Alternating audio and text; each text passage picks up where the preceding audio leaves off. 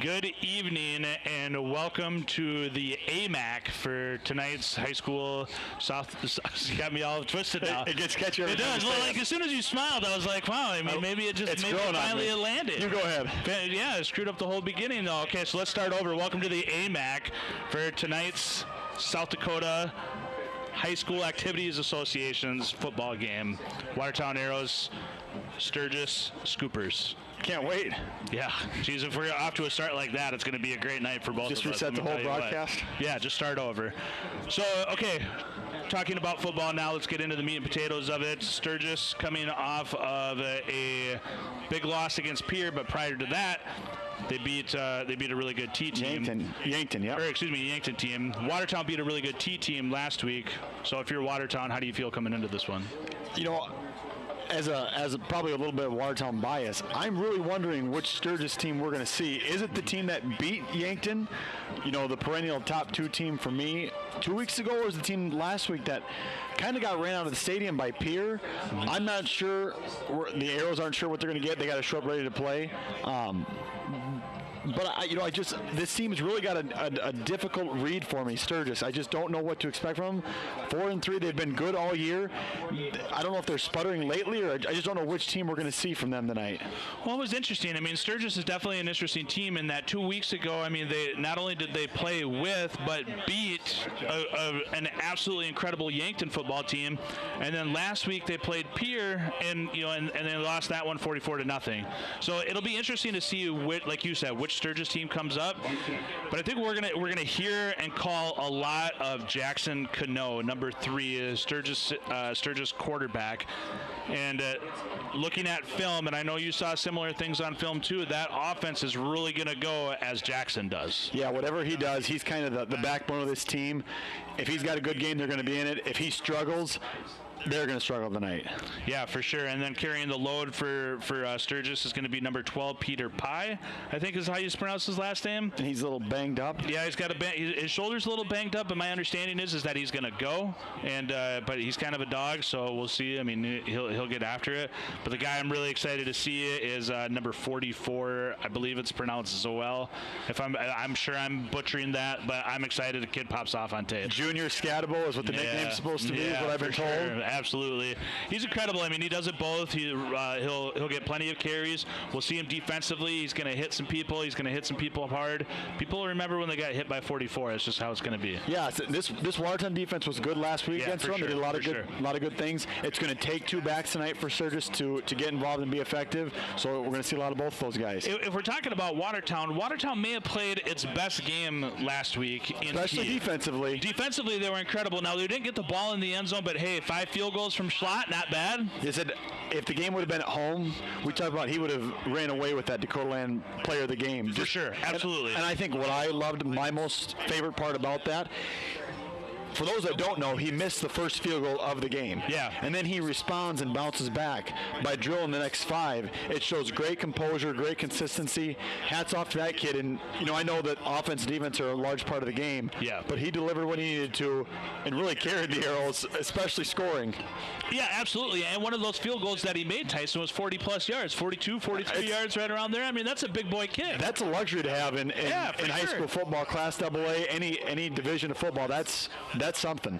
Yeah, I mean that leg is even important on Sundays, right? I mean, like you said, at any level of football, that kicker is super important, and for him to bang home 5 in a row, especially after missing the first one, I mean that shows a lot of intensity and fortitude from that young man. And no touchdowns from the Arrows. Without those big field goals, Watertown's not even in that game. So just even have the ability. Not every team in the state, even in AA, has a field goal kicker that they trust to send out there and hit 20, 30, even 40-yard field goals. Right. What a luxury, and that's going to hopefully come in handy later tonight. When you look at that game, it was 15-7, and we talk about how they didn't score any offensive touchdowns and the 5 field goals, and we got to give love to Schlott, and he definitely deserves it for sure. But the offense was close. I mean, the offense was close to scoring multiple times. They had one called back, so I mean, the offense played well enough to win a football game. Yeah, I think when you said the best Arrows had played, like you said, defensively, special teams wise, probably one of the more frustrating nights for Coach Hordorf and his offense. It was really good at times, just not great enough to finish. I love how they got Pitkin's legs involved throughout the whole night. they really never could get Scott going, and that's because they just weren't on the field enough. Yep.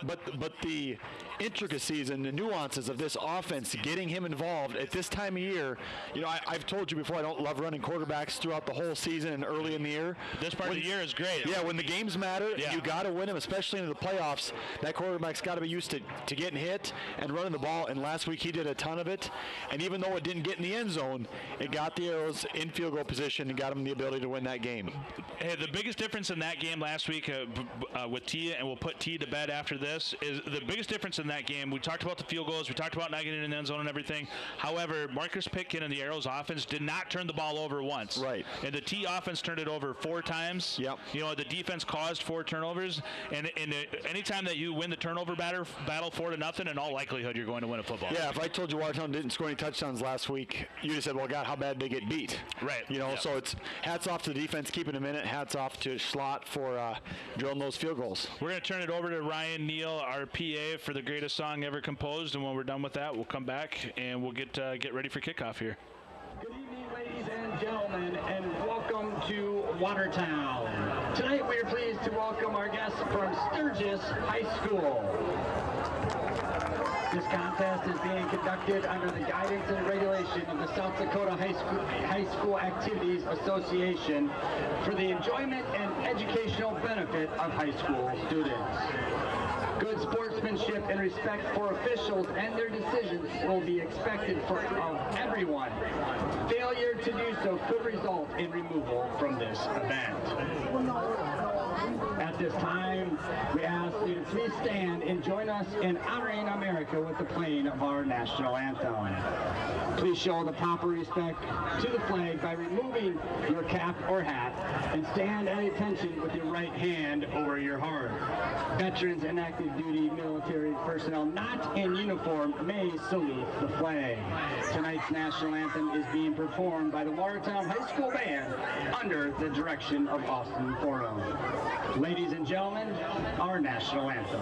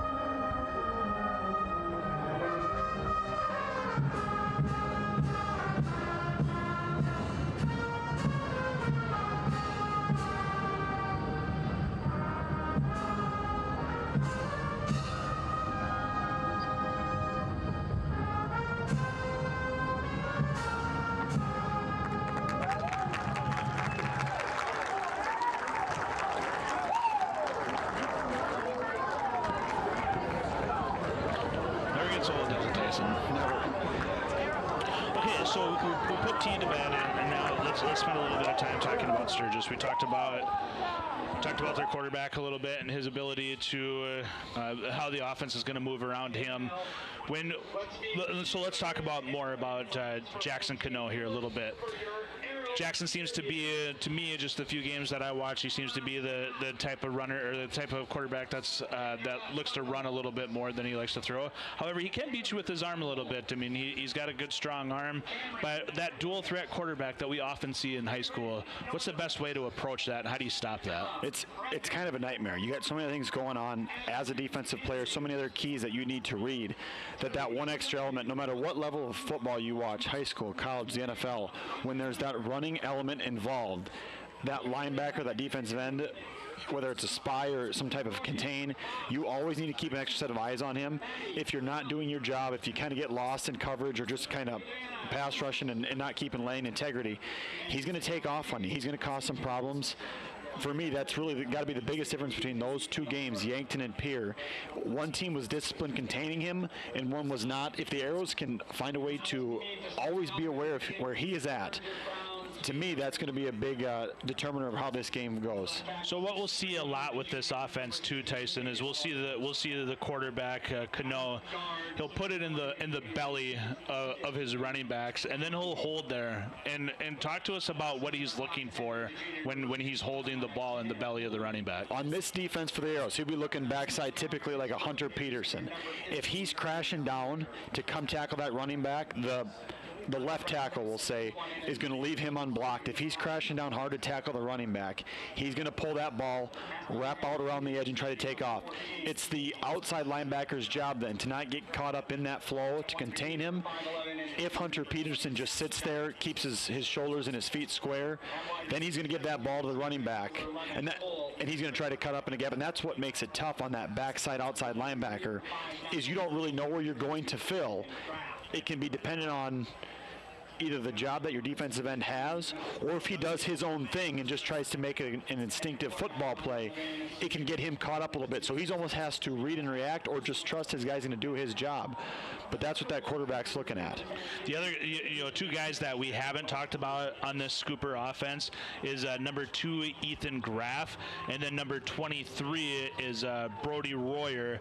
A couple of seniors. Those are the guys that are going to stretch the field a little bit. Yeah, they're the ones that they're going to look to get downfield with. And Brody's got some good size, and we've talked about, and he's 6'2". We've talked about Cole Hansen not being the tallest guy in the field. He's a willing tackler. He's a very good defender.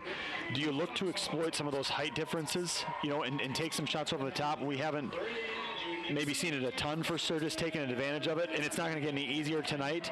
But if there's some big plays you're looking to make, that height difference is something you might look to take advantage of. When the Arrows are on offense and Sturgis is on defense, I'm really fascinated with this matchup. Sturgis has been going 3 down linemen, and then they put the linebackers. They bring them up to the line. They bring them back. So they blitz. They drop into coverage. They're pretty exotic with their scheme. They tackle really well. They tackle fantastic actually in the open field. They don't miss a whole lot of tackles. So that portion of it will be fun. But I think if there is a weakness on here, it could be on the Sturgis on the Sturgis defense, could be the secondary. So I wonder if the Arrows are going to flip their game plan completely upside down, where last week against T it was super run heavy. I wonder if they'll go pass heavy tonight and try to exploit that secondary from Sturgis. Watertown's been getting, last week was unique with how much they had to run the ball. I'm curious how balanced they are tonight, if it's a lot more run to pass or if it's more 50-50. I think when defenses give you a lot of exotic looks, if Pitkin's not used to reading a ton of defenses, if they're going to get cute, don't overthink it approach. Let's just give it to Lincoln Scott. Let's let him barrel for 4, 5, 6 yards every single play. I'm still waiting to see a 25, 30 carry game out of Lincoln Scott. Yeah. If they're going to give you something crazy and exotic and they're going to sit in a cover 2, cover 4, and they're going to drop back, I'm going to let that workhorse really go to work and get his all night. The guy that I'm thinking of for the Arrows that I'm projecting to have a big game and be in contention for the Dakota Land Player of the game is number 7, Cutler Swenson. He does a lot of fun things. He kind of sneaks up on you. We didn't get to see him play a lot last year, but he'll run those fade routes. He'll run those seam routes right down the middle of the field. He makes a lot of big plays for the Arrows when he gets his hands on the ball. Will Sturgis Brown sit back in their secondary tonight? Will they play up and run a lot of man-to-man coverage and give him some opportunities to make plays over the top? Yeah, it's going to be interesting to see. I mean, like I said, that portion of it for me is definitely the Watertown offense versus the Sturgis defense is the matchup that I'm most excited to see. And, speaking of defense, too, we never really even touched base on we talked about how good the Arrows defense was last week, but led by Caden Decker. Yeah, multiple. Was it 3 picks, right? 2. God, it felt like 3, 4, 5. He may have had but he was all over the field, which is very normal for us to see. We almost get, we take it for granted how good he is and how fast he is sideline to sideline. Caden was great, and Caden's always great. And we're going to talk a lot about Caden, although he's a Giants fan. If that's the worst thing that we talked about it before, if that's the worst thing we could say about somebody. That is pretty bad, to be fair. Well, I'll tell him that if I see him, too. But the defensive ends from the Arrows got some pressure last week and got to the quarterback quite a bit. Talk about the maturation of Peterson. Hunter Peterson, he was a very good tight end last year. He did really good things by the end of the year. He's done great things as a tight end this year. Lately, though, his play at defensive end, I used to think he was going to be a college tight end. I'm starting to wonder if he wants to go to the dark side and play a little defense. He's got a little nasty in him. He's a heck of a good football player. Yeah, I think he is. I mean, I think he's a super good football player.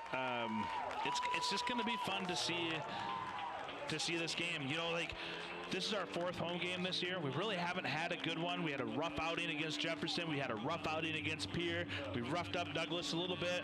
And now here we are, 4-3 Sturgis, 3-4 Watertown. A lot of playoff implications on the line. Yeah, we talked about it earlier today. It looks like, hopefully, by the end of next week, there might be 4 teams in AA with 5 wins, the Arrows being one of them, kind of in that 4, 5, 6, 7 playoff range. A lot of stakes on the line here for the Arrows tonight. They need to get the next 2. It looks like they're starting to play their best football of the year at the best time. I'm here for it. Yeah, this is going to be a great game. I'm excited for it. I know our listening audience is excited for it. Sturgis is excited for it. Sturgis did bring a few fans with them too, it looks like, so they traveled well. And if you're watching at home, if you're from Sturgis, give us a shout out, or if you're from Minnesota or wherever, if you're watching from home, let us know where you're watching from, who you're watching, and who you're rooting for. And if it all works out, maybe the handsome and talented Tyson Zemlicka will give you a shout out on air. Sam, did you see who won the toss by chance? I missed that. I didn't. I was gabbing the whole time. Looks like they won it and Watertown decided to receive. That's what the booth's telling us. We got Harry Little chiming in already, so we appreciate Harry watching. And then Nancy Halter's watching. She says, let's go Sturgis, so we appreciate Nancy watching. Perfect. So we're about to kick off here.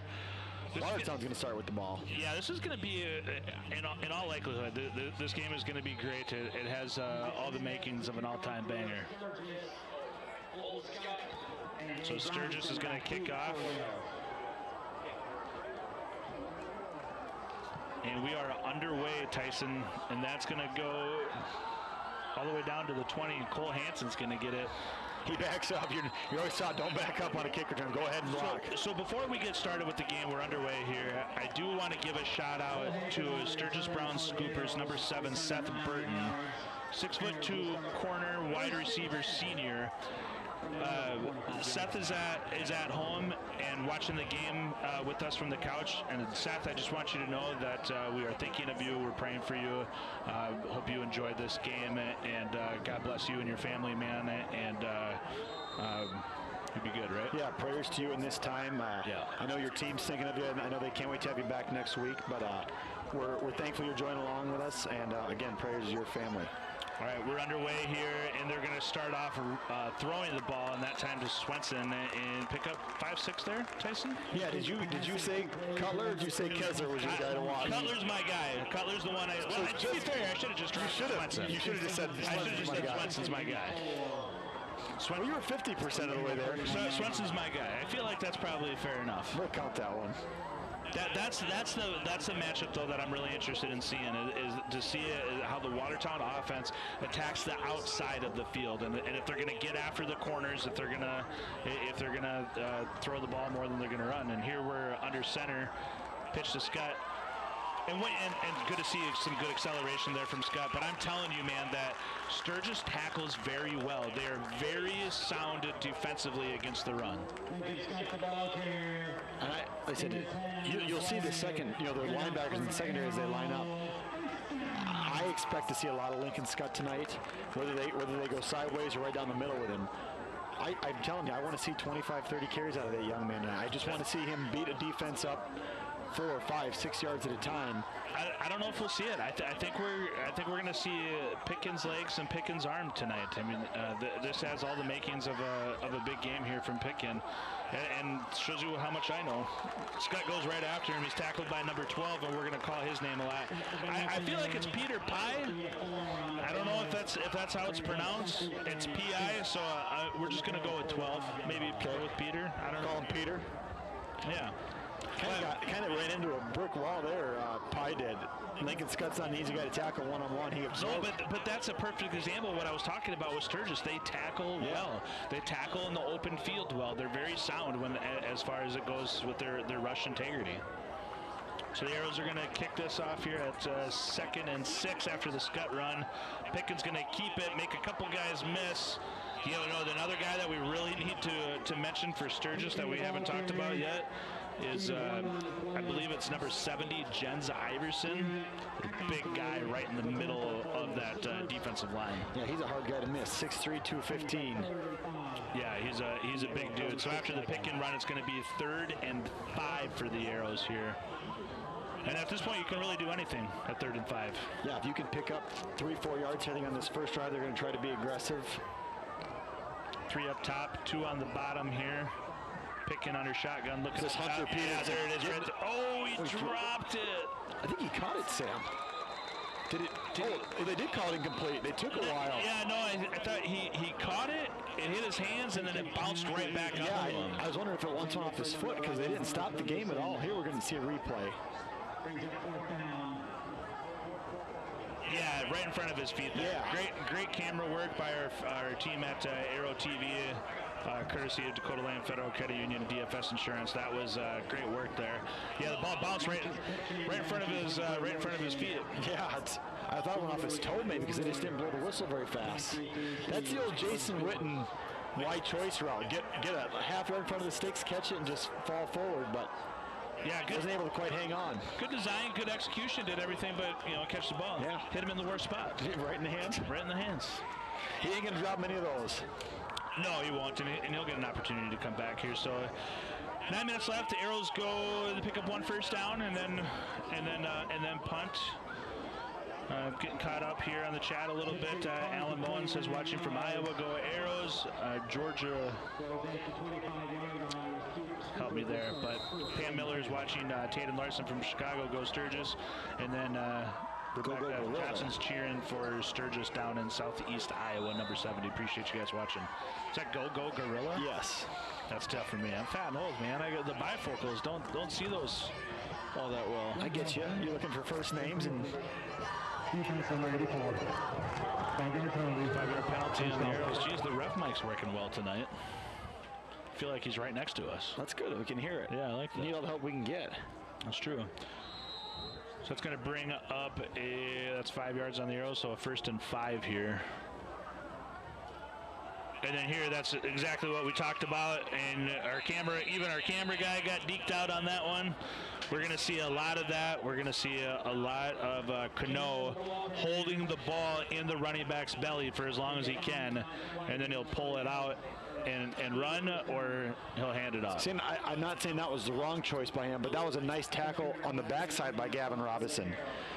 So when the backside defensive end makes that tackle, you wonder, you're happy with the 4-yard pickup, but is that one he should have given? I didn't get a chance to see it on the front side here. But a good play by the Arrows defender, but also a good 4-yard run. You'll see this Sturgis team, they like to run the ball up the middle. They will go outside of the tackles, but they like to go up the middle here. And we'll see it. And on the passing game, we'll see a lot of screens like that, a lot of slants, sideways, a lot of outs. Yeah, we'll see a lot of that. They'll attack the sidelines. Chris Geringer's watching. Appreciate you watching. Go Arrows. Dennis Newman says go Arrows. Watching all the way from sunny Florida. And Ryan Lawrence, big Michigan fan, says let's go Arrows. The lights went out. Well, that's better. The lights went out. I like that a little better too. Can't see the book all that well. Maybe can we get these lights on? Here I got.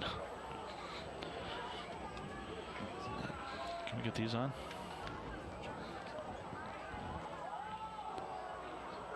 Uh-oh. He's got some room running in the open field here. And that is number 12, who we talked about before, Peter Pye.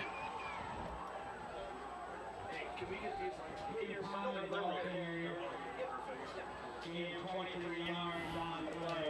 23 on that carry from Peter. That was a nice block there. Nice block there, springing him out to the outside, picking up a nice gain for Sturgis. Yeah, Sturgis doing a good job here of advancing the ball, and now they got a 1st and 10. And we'll see a lot of this formation here too.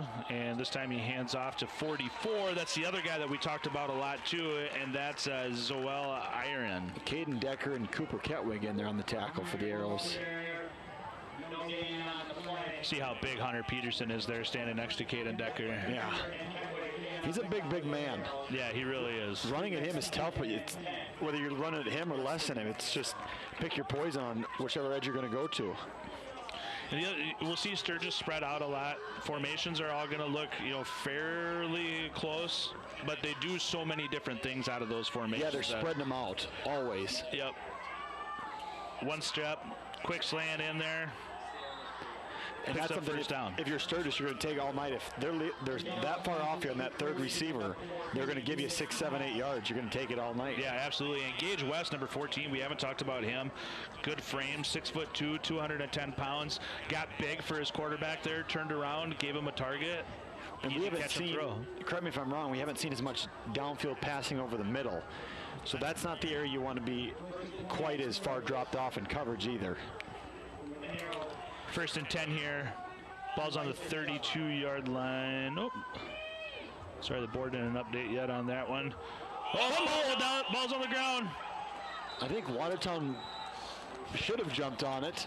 Yeah, Watertown's acting like they got it. Was it? I'm not sure if that was Decker. Watertown does come up with it. See if we can get a replay of that and see who came away with it. See there, yeah, I mean, 3 thought he was handing it off, and who's got it? It's not Hunter, because I saw him coming up at the end. Is it Decker? It is Decker, I think. I'm pretty sure it's Decker. That Decker comes away with it. Yep. Yeah, it is Decker. Great replay there. Great work by Aero TV. But, that's one of the downfalls of holding the ball for that long. A little extra confusion. Yeah, the running back thinks that he's taken off without it and that the quarterback's going to keep it. Quarterback thinks that the running back's going to take it, and there's turnover number 1.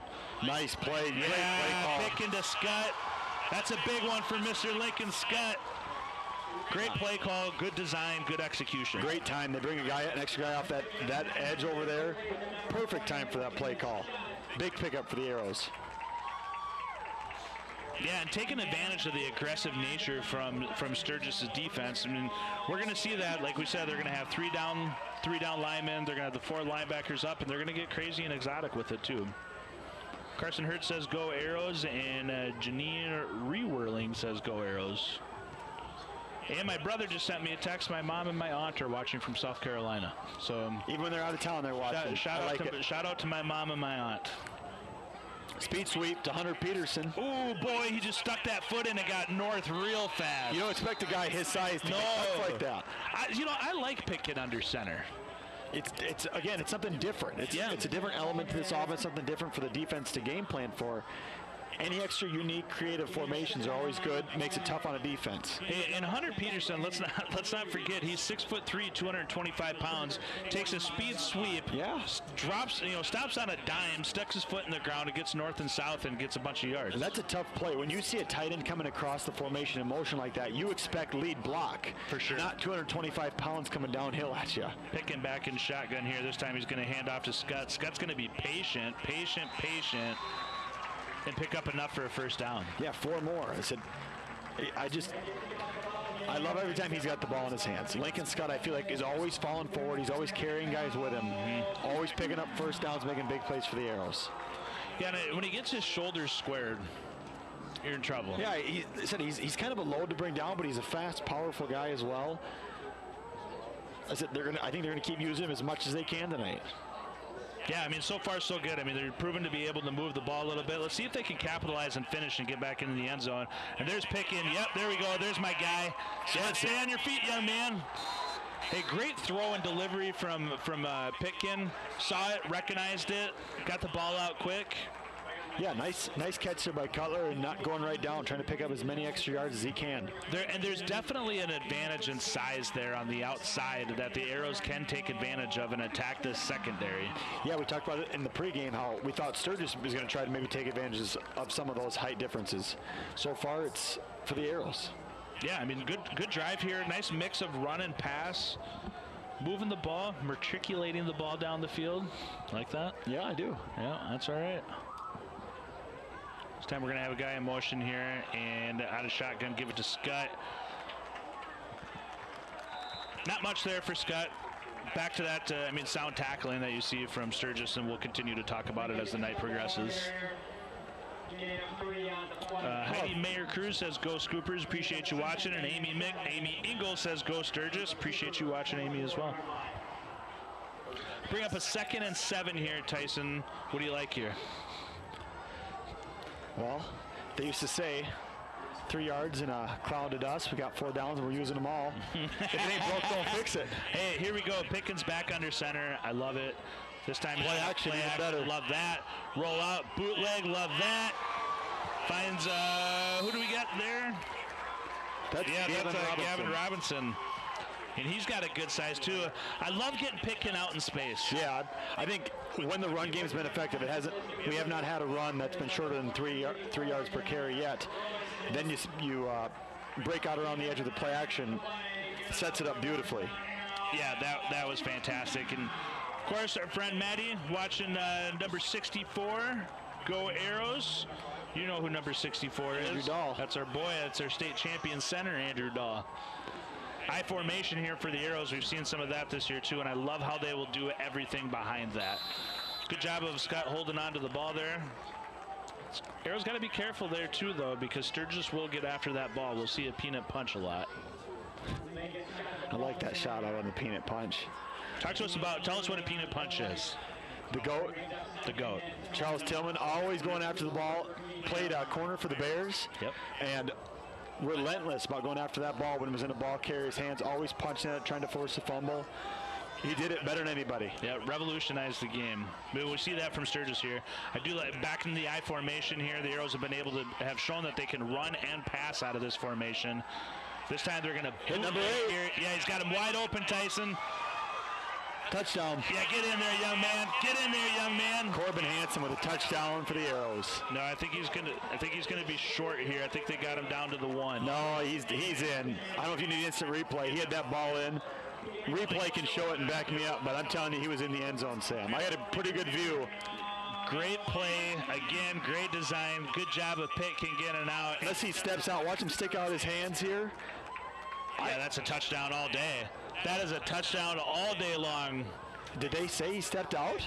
Yeah, they must have said that he stepped out. But if that's the case, I'm not saying they're not right. But no, I think they look up at the board and New York called and said, you know what, that's a touchdown. They're stopping the game. I think. Yeah. If we could get a replay of that, that would be fantastic because that young man is definitely in bounds, and that is a touchdown. I want to see Ryan Remmers run down the stands right now with the camera in his hand showing that official. That's in, that foot's in, and he's well over the plane. Yeah, that's a touchdown all day. It's never good when I can see it from this chair. Yeah, I mean, the only thing is, like, maybe there, but, yeah, that's a touchdown. Coach Hordorf's giving him a hard time right now. Yeah. With a grin on his face. I think everybody knows. Yeah, and Hordorf's shaking his head right now, and he may or may not, but definitely did point up at the board. That was a touchdown all day. Right? I mean, right there. I mean, all you got to do is touch the plane. And not only did he touch it, he crossed it. Huh. Well, first and goal from the 1 for the Arrows. Lincoln Scott's probably not too upset. All is well in the world as long as the Arrows get it in and get the 6 that they deserve, because they certainly deserve that one. I hear Lincoln Scott saying, I think you might have stepped out of bounds, buddy. Let me finish the deal here for you. Well, let's see what we get here under the eye. Hand off to Scott. Yep, Scott's going to walk in and finish it off. Arrows are going to take a 6-0 lead after a very commanding drive, a very impressive drive.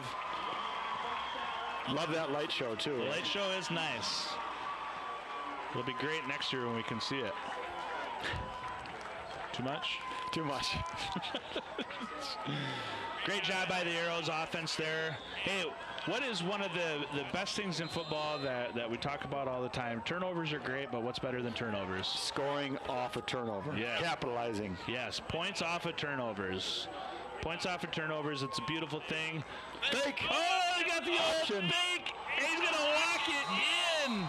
That's a Hemrick. Hayden Hemrick, the sophomore, on the old okie doke. I like the old fake pitch on that option there. I think he's getting it either way. I think the defender is kind of just in a tough spot there. Good call there by the Arrows and good run by Hemrick. Yeah, so now the Arrows take an 8-0 lead. I like the creativity that we got going on here.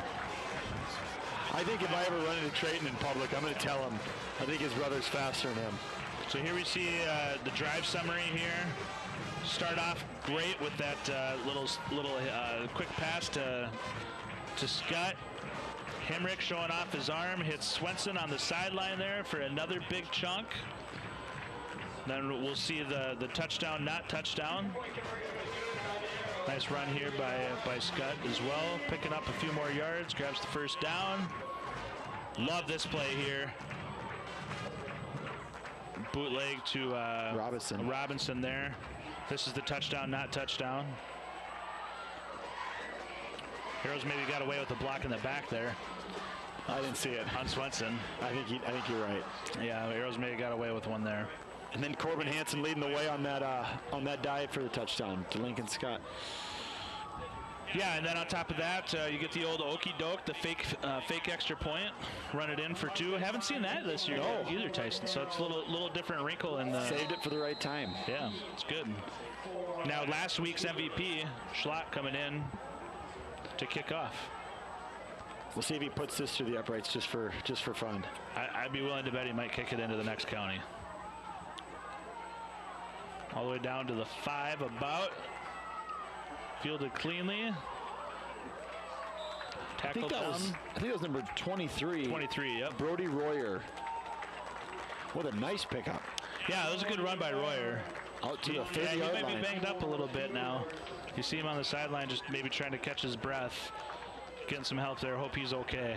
He's a big part of their offense. He's one of the guys that they like to stretch the field with. Might have landed on that ball. Hopefully just knock the wind out of him. Yep, I was just going to say the same thing. Hopefully that's all it is. Because, like I said, he's a big part of their offense, and we certainly can't afford to lose him for long. Sturgis going to spread it out here. Bring a guy. Oh, they're going to bring a guy into the backfield. And hand that off and go right up the middle, right where they like to go. He's going to get stuffed there, and that's Peter Pye again.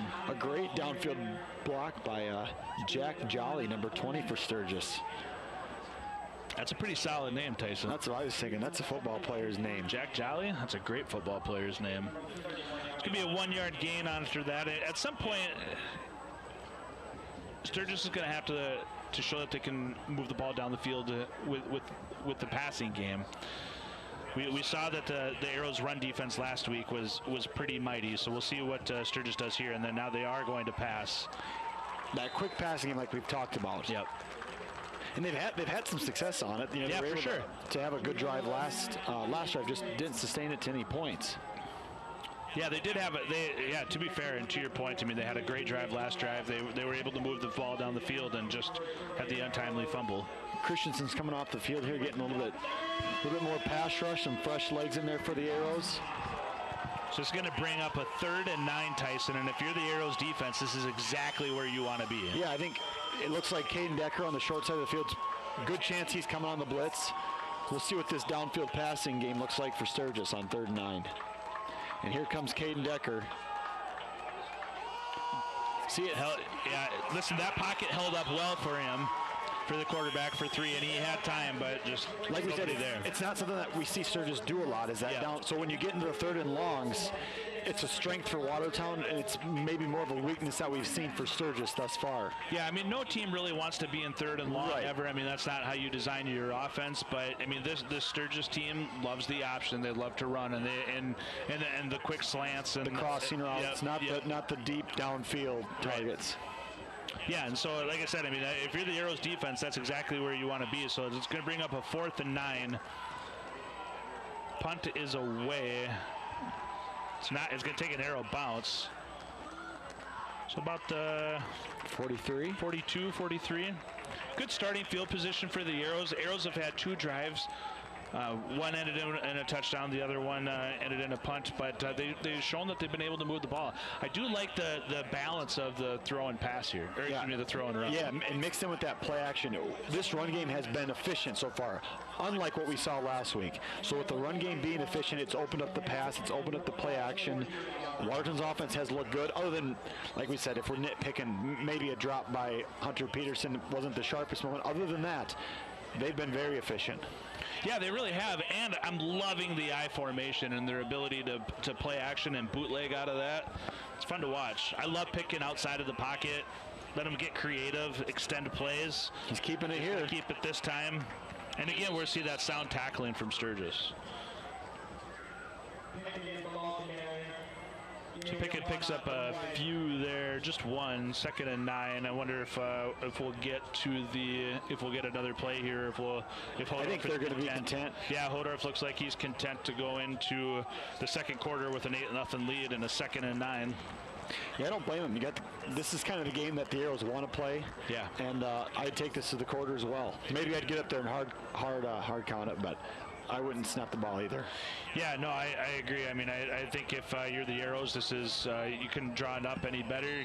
8-0. We're going to take a quick 30-second timeout here. This timeout is going to be brought to you by Dakota Land Federal Credit Union.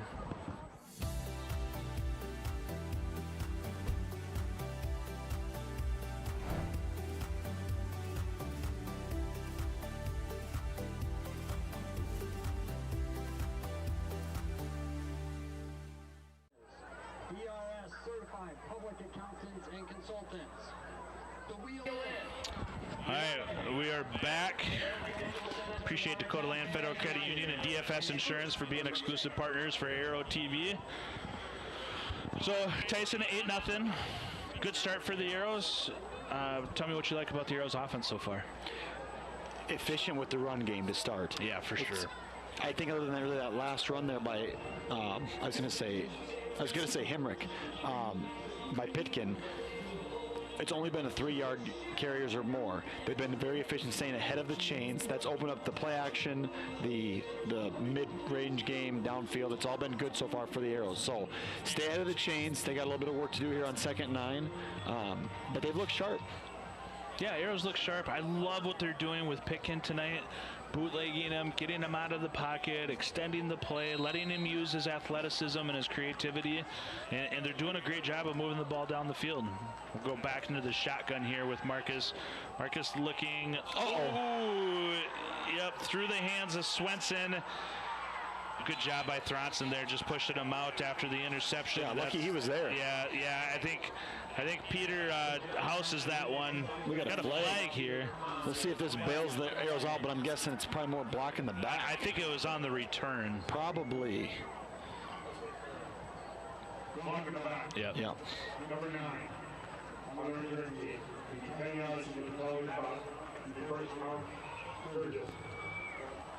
Yeah, just to play that, a pass that sails on Pitkin here. Way to take advantage here on the replay. Yeah, just got a little high on him.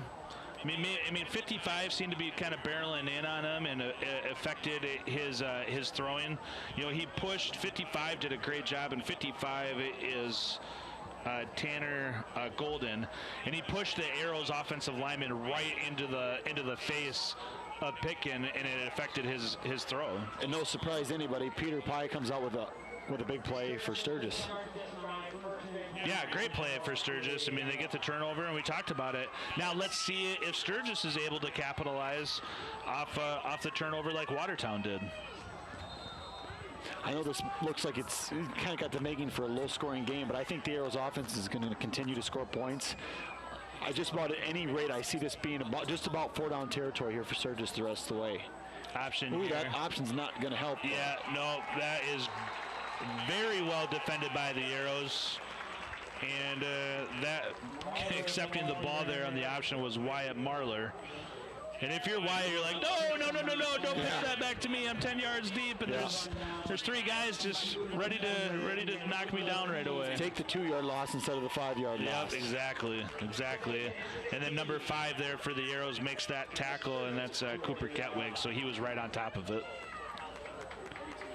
So it's going to bring up a 2nd and 16 here. Sturgis will go back. Sturgis is going to, I don't know if we'll see Sturgis under center at all this game. No, they're going to avoid it now. They got a, oh, that's a nice play. That's a great play. Our camera's got a little deked out there as well, but that's number 14, Gage West. I thought it was going to be, it was supposed to be 3rd and short here. 3rd and about 1. The line judge on our side, there we go. Great play on 2nd and long. Yeah. He almost got knocked over by his lineman there. But way to stay on your feet and make an athletic play and pick up about 14 yards there. Yeah, on 2nd and 15 or 2nd and 16, you pick up 15. You're definitely not upset about that. And then, like you said, to your credit, I mean, in all likelihood, this is 4-down territory. Sturgis is obviously hoping to pick it up here and not have to make that decision. We'll see if the Arrow defense here can hold. Well, they jumped. Yep. I think it's going to be a false start. That's going to be 5 yards. They're going to go back. It's going to be 3rd and 6 here. It's a break for the Arrows. Isn't that something? Even on 3rd and 1, you got a fullback tight or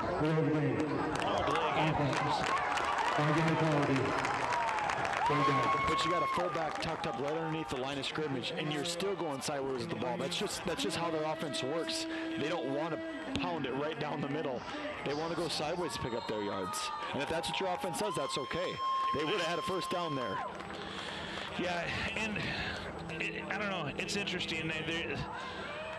They've got a rotation in the backfield, and the guy that I really like, you see him in there now, is 44, and that's Zoel.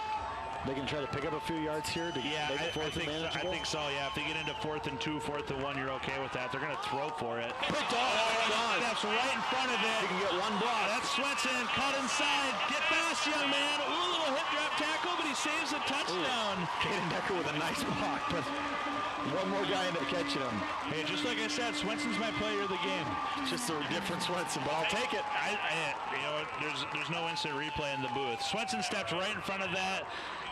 And Sturgis is not going to like that one on tape either. And there's 3 guys there, 3 purple jerseys, all smothering the white jersey, and probably a decision that that young quarterback would like to take back. They watch film though too, right? And we talked about it's the quick game, it's the slants. You know what's coming on 3rd and 6, and Kessler steps right in front of it and takes advantage.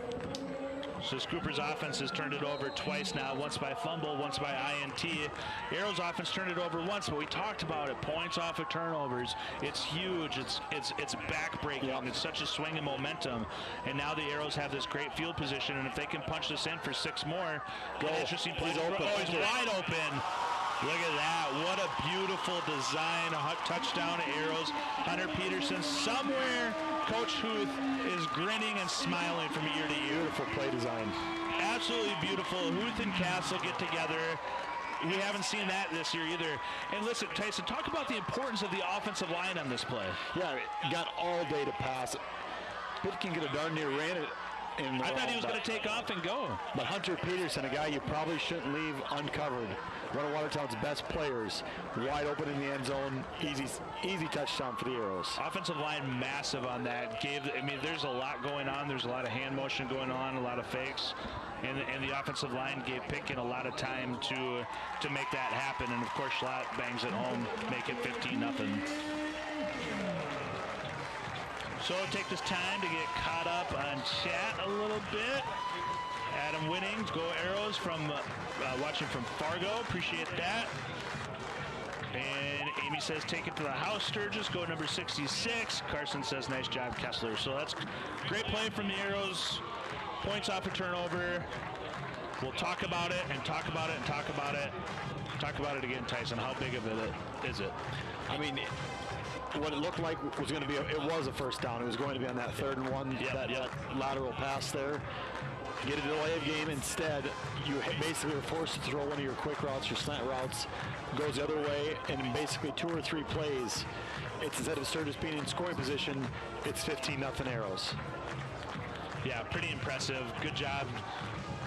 Good job of taking advantage of the turnover and putting more points on the board. And you said number 66. Shout out to him, Dion Coffee, Jr., 6'1", 240-pounder. Big dude. That is a big dude. That is a big dude. Well, if you're the Arrows, this is exactly how you want this game to start. You turn the ball over, it doesn't hurt you. Get one of your own. Capitalize. Oh, that was going to go out of bounds. Looking around the state here a little bit, Yankton is kind of putting it to T right now, 16-0.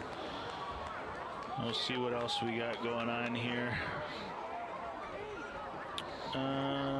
Huron's beating Mitchell 6-3 right now. We talked about boy Brookings is beating Douglas 28-0. And that's all we got for AA right now. Big game for playoff implications here, Tyson. Yeah, a big night in Watertown, South Dakota. Watertown's doing a good job so far. Sturgis is going to have to get their offense going and be more consistent, not be behind the chains. And obviously, they got to quit with these turnovers. It's killing them right now. Yeah, 2 turnovers on 3 drives, leading to 15 arrow points. Yeah, you're absolutely right. They got to cut those turnovers down, cut them out, and protect the ball here as they move forward. Lots of football game left, far from over. Sturgis has shown the ability to get the ball down the field. They just got to hang on to it a little better. Great tackle there by Ketwig. Great tackle by Ketwig. Yeah, he's been playing good the last couple of weeks too. That's tricky watching that back come from the other side of the formation. You got to read your key. That's a great play by Ketwig, sniffing that one out. Ketwig's all of 5'9", 180 pounds. You know, taking down Gage West, who's 6'10", 210, or excuse me, 6'2", 210. I mean, Ketwig's given up a lot there, but yeah, Ketwig's never played like he's 5'9". No, I've never seen that since he's ever been in the last 2 years. Yeah, no, he's a dog for sure. Going There's a shot here. Well, so we got pretty handsy. That's going to be a penalty by the Arrows, pass interference. Yeah, there's the flag there. That penalty is going to be on 37. That's Gage Robeson. Yeah, 100% a flag there. That's the shot in the arm they need, though, and that's maybe the kind of some of the shots you take. Robeson's not the Arrows' tallest guy. If you're looking for some mismatches, they're right there. Yeah, and so to walk us through the pass interference, I mean, there's some hand checking there, but what else is going on? What are the referees looking for on that? Well, I mean, Robinson wasn't even looking for the ball. He had his hands all over him. He was grabbing on him. It's a 15-yard penalty in high school, which in Robinson's defense is a lot better than you letting him run by and catch for a touchdown. So if that's what you got to do to prevent a touchdown, that's what you do. Yeah, and in high school, it's Jeez, Ketwig. God, Ketwig, just have a game, young man. Nice tackle. Running his legs on contact, wrapping up all the way around. Beautiful play. Dallas is watching from Union Center. Appreciate that. Hey, this might be my favorite comment of the night. Susie Huth says, Mrs. Huth is home smiling ear to ear too, looking sharp, Arrows. And then, of course, the beautiful Audrey Mooney is watching. She says hello too, so. She's watching home tonight. She is, yep. Yep, so that's good. 2nd and 10 here. Cooper Ketwig drive. See maybe if he can get his hands on the ball here, Tyson. Oh, good play there by Sturgis, running right at the blitz. Better run. Oh, Tyson, he is just evading tackle after tackle after tackle. A great run and a great call there by Jackson Cano. Hey, that is a fantastic individual effort from number 3, Jackson Cano. You got that outside linebacker coming just full of steam, and all you got to make is one quick cut when you're running right at him to get around him. But another play out there on the edge on that corner, making him look silly getting around him. That was a great play. Yeah, like I said, a great individual effort by Cano. Made 4 or 5 guys miss, picks up a big chunk, and now Sturgis is in position here to put some points on the board. A motion up top.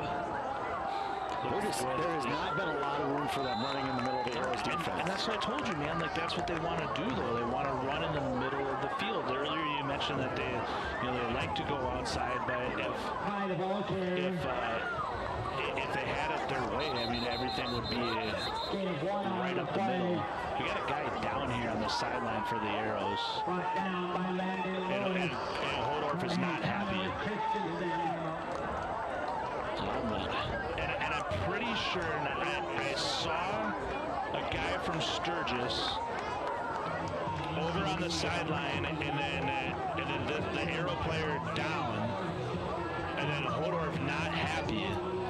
But I don't. It was well away from the play. Well away from the play. Yeah. Well away from the play. The play was, it may have even been over. I think is it Cole? No, it's Robinson. Yeah, it's Robeson. Yeah, I don't see what happened, or I didn't see what happened, but I did see Holdorf was not happy. But it looks like he's up on his feet, so that's good. Yeah, I guess I missed that one. Well, it was hard hard to see it just because it was completely away from the play. I will say, I don't know if it was number 20. I have no idea. It doesn't exactly matter. He is a ferocious blocker, number 20 here for Sturgis, Jack Jolly. Yeah. So I wouldn't be surprised if it's him. He's just out there thumping people. Got a great name, great play here.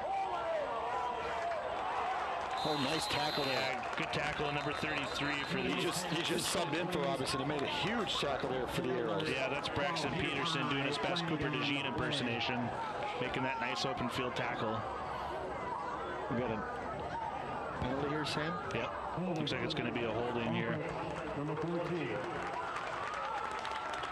Yeah, number 14 here for Sturgis. That is Gage West. We've called his name many times, but yeah, holding.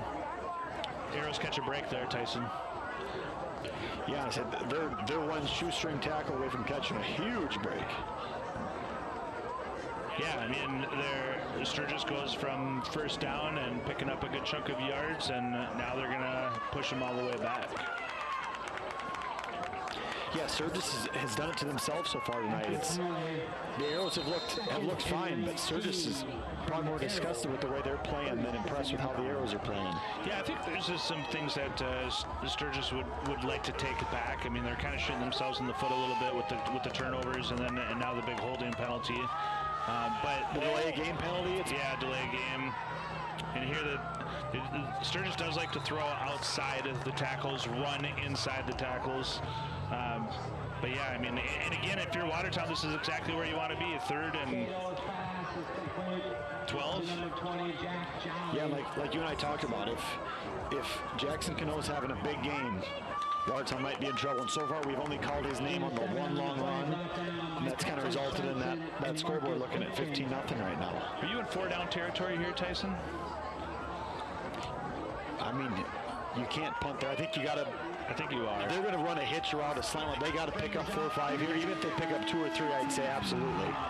Yeah, I agree. I definitely think they're in 4-down territory here, depending on what happens. And it looks like, they're just going to run right up the middle. And a great run. And who's that with the tackle that's down? Is that Ketwig again? Yeah, it is Ketwig. Yeah, he's banged up a little bit. I think it's Cole, isn't it? No, that's 5. That's Ketwig.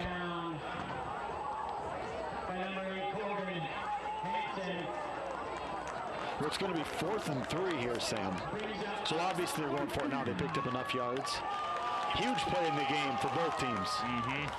Was that 5 or 8? It looked like Ketwig.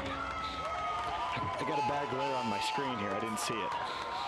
Well, regardless, it's 4th and 3 here.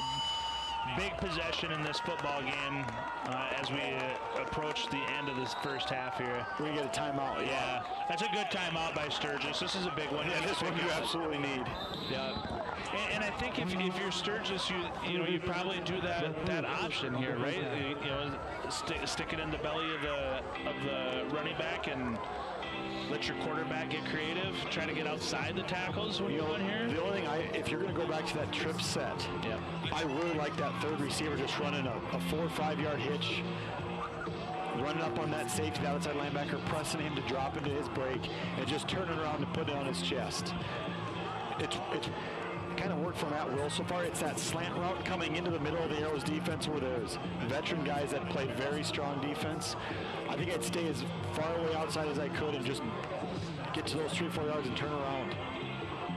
Well, big possession in the game, and like we talked about, I mean, there's still a lot of football left, but anytime you go for it on 4th down, it's big, and, when you go for it on a 4th and 3, trailing by 15, it makes it even bigger. Right. If I could call a play at the line of scrimmage, I'd find where Caden Decker is. He's typically the guy that the Arrows are going to send, and I think he's to the... Is he to the boundary right now? They're not in a trip set anyway, so it doesn't matter. They're showing blitz. Sturgis is going to pass. Got him over the middle. Dropped it. That was Peter Pye. Big drop. Great design. Yeah, that was a tough throw. Back across his body. But, I mean, he put it there. Yeah, it's one that Peter's going to tell you he'd like to have back. 100%. When Peter watches that on tape, he's gonna shake his head and go. A very unique play, though. Yeah. That's who they faked it to, and he ended up sneaking out of there. Yep. Yeah, and Decker was there to make the tackle, but it would have been after the first down for sure. it would 100% been after the first down. Yeah, Peter's going to see that one on film. He's going to shake his head, but I guarantee you he's going to point at his chest and go, my bad. If I give any credit anywhere else, defensive line by the Arrows just held Peter up enough that made that a little bit more of a difficult throw and catch. So shout out to those guys kind of junking that one up there, the defensive line. Now if you're the Arrows, put together a 5-minute drive, put some points on the board, and go into the second half. Even 3 points, if you can kill the rest of this half, you're sitting in good shape. Yep, for sure. They're going to do just that, give it to Scott. Scott's going to get north and south real quick and pick up a couple.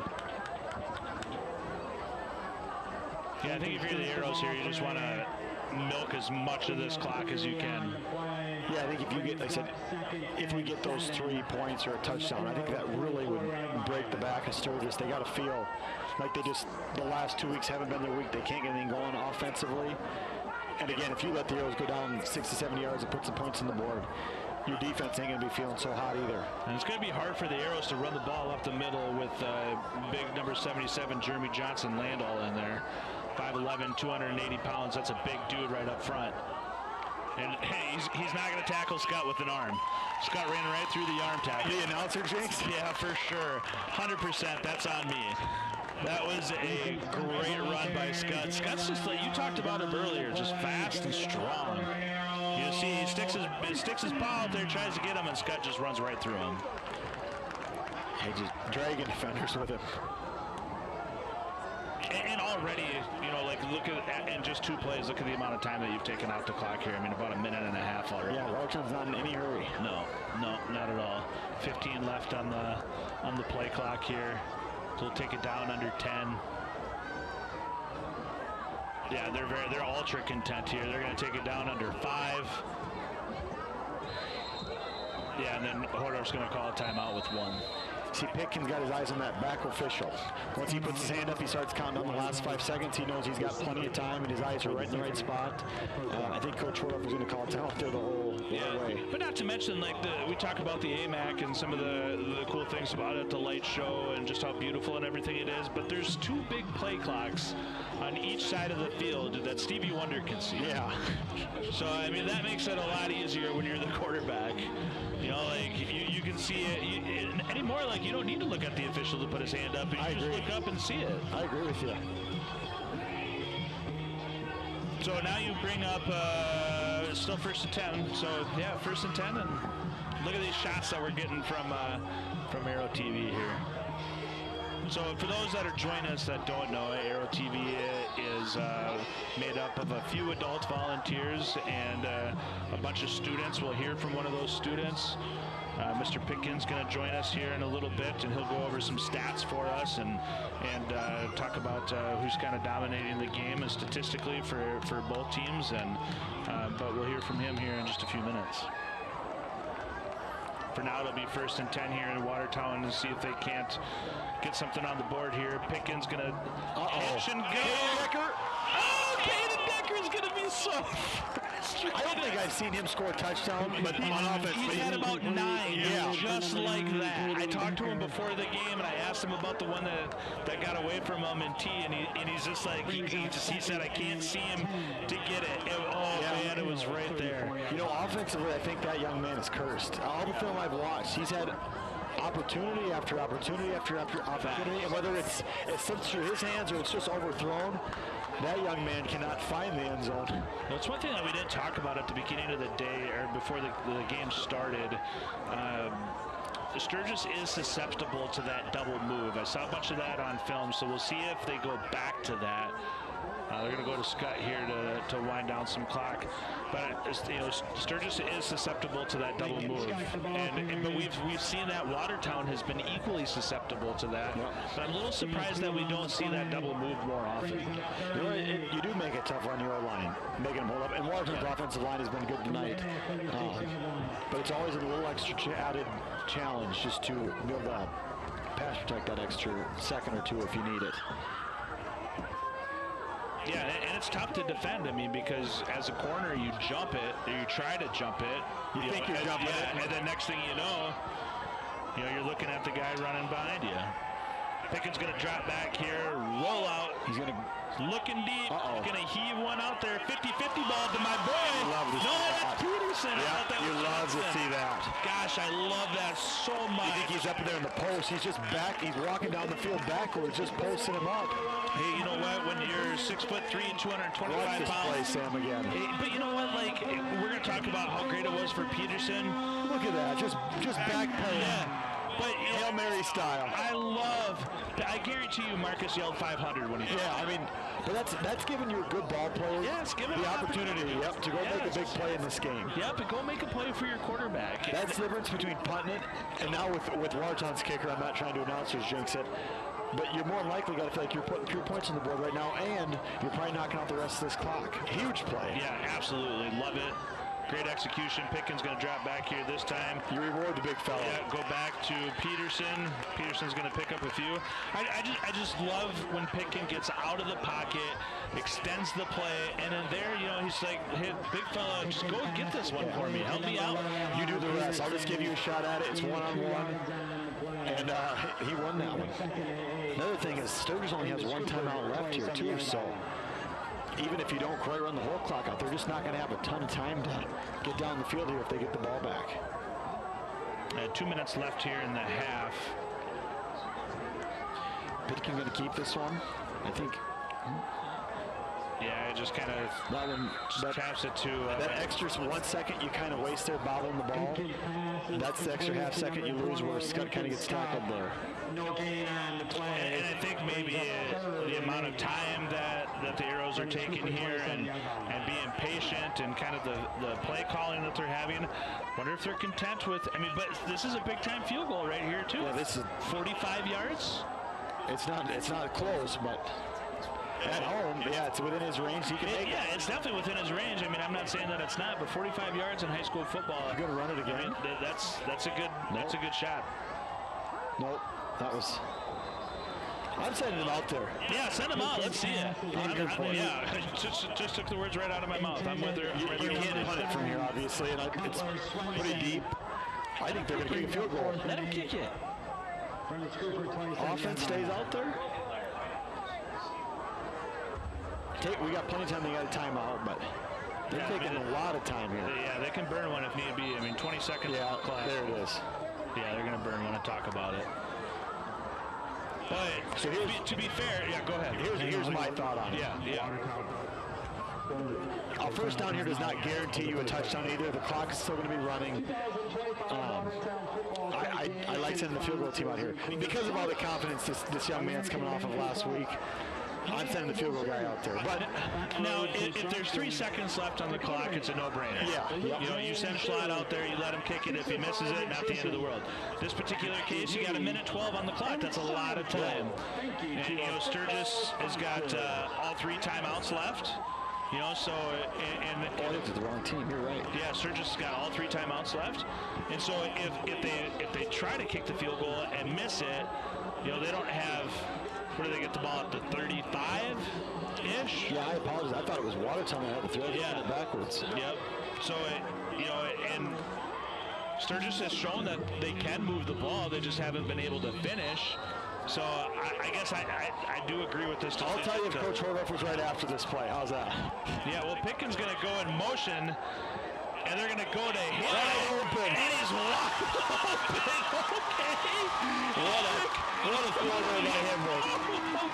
I know they were ball trick play. Hemrick to Pickens, and Hemrick, the sophomore, throws a dart. Throws an absolute dart. And hits Pickens, who was wide open. What a play. That was awesome. All right. Booth, Castle, take your hat off. Now, does he need to be set there, Tyson? No. Does not need to be set because he's just in motion. Now, we just learned in the Lions game here a few days ago. Yeah, that's why I'm asking. If you don't establish yourself as a quarterback, which he wasn't, which I didn't think Goff did for the Rick. Well, I'm talking about Pickens. I guess I'm just asking, what did he do differently than Goff? Goff never put his hand under?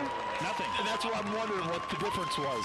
But he definitely did not put his hands under. He just stood there and then went in motion. Well, speaking of Pickens, let's get Marcus's brother Conrad on the air here with us for the. Yeah, we'll get his thoughts on his brother's receiving touchdown. Yeah, Conrad. Oh, let's. There we go. All right, I can. Henrik was talking about that play in advisory too today. They've had that play. You can't be giving away the secrets in advisory class.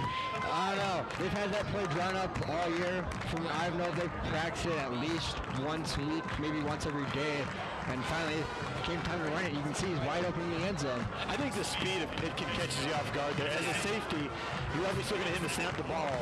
The ball gets snapped out of nowhere, and then he's just blazing by it. That's an awfully tough spot for a safety to be put in. Well, what I hope is that young Mr. Hemrick and young Mr. Pitkin here, that your guys' grades are good, because it doesn't sound like you're doing school in advisory. No. It sounds like you're doing. I didn't pick up on that at all. I was completely thinking about football. I can Gosh, say, he's thrown under the bus. I can say my grades are good at least. I'm sure Caden's are too. I'll say it. Oh, I was say it. Oh, yeah, there's a touchback. All right, Conrad, you want to set us with stats here in this last minute 7? Yes. So let's start with passing yards for Pitkin, my older brother. I believe he is 8 for 11 for 110 yards and a touchdown, and obviously he just had that receiving touchdown for 33 yards. Yeah. And he also has 2 carries for 2 yards. And then Lincoln Scott, rushing-wise, has 10 carries, 39 yards and a touchdown. Receiving-wise, Hunter Peterson's leading the team with 3 catches for 49 yards and 1 touchdown. Yeah, nice. Yeah, Pitkin's not getting his legs going in the run game, but receiving, passing, you just can't do everything, right? Yeah, I love that. I love the play design. I can't wait to look at it later. Sturgis going to hold this one on the ground and get plenty of yards there on first down. What can you tell us about Sturgis' offense here, Conrad? So Kano, the QB, is 4 for 8 for 35 yards and 1 interception. I did forget to mention my brother also has an interception thrown. That's a good point. Both QBs do have a pick thrown. Kano not including. Kano here is looking to drop back and pass and isn't going to get the opportunity. He's going to be brought down by both Caden Decker and number 65 for your Arrows, and that's Luca Lesson. Quickly, Kano rushing-wise has 43 rushing yards on 4 carries. Efficient, man. 10 yards a carry, not too bad. Yeah, throw that one out of the way. Stop the clock. 3rd and 10, 24 seconds left. Go ahead, Conrad. I would like to point out all these stats are unofficial. This is what I believe they are. Oh, they sound good to me. Yeah, they sound great. Peter Pye has 5 carries, 35 yards. He's also been pretty efficient on the ground. Yeah, 7 yards a pop. Yeah, they're running well. Receiving-wise, Gage West is leading Sturgis with 2 catches for 24 yards. Yeah. Well, thanks, Conrad. Appreciate you keeping stats for us and doing such a good job with it. And why don't you call this one for us? All right. Kano is in pistol formation. He's going to get the snap, and he's going to hand it off to, couldn't quite tell who that was for, looks like about a gain of 3 or 4. He's going to take this into the half, fellas. Yep, that was Peter Pye. They're just going to take it into the half, and looks like Sturgis is going to be content here. Sturgis gets the ball at the start of the 3rd quarter here, so I would think Sturgis going into the second half. I think that first drive is almost a must. You must get a touchdown. Yeah, if you don't put some form of points on the board, they're really going to feel like their backs up against it. Halfway, they probably feel that way right now. Yeah, Arrow's feeling good about what they got going on, and going into the half at 22-0. So we're gonna take a break here, and we'll be back for a halftime recap and then start the second half.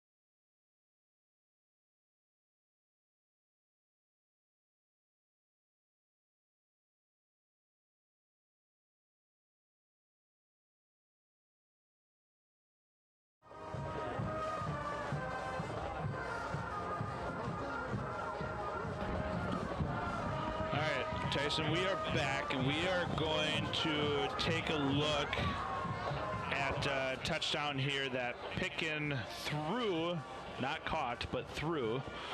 So here's what we're going to look at. We're going to play with our fancy toy here. So the important thing of this is this guy right here. Sturgis is in a man defense, and this corner here is going to follow Swenson as Swenson comes across, and he's going to come across. So he's looking at him the whole time, right? Pitkin's got his heads up, sees that he's coming across. The fake here, and then now if we can stop right here, look at this defender from Sturgis. He's looking right at Pitkin, and Pitkin is looking with his head up.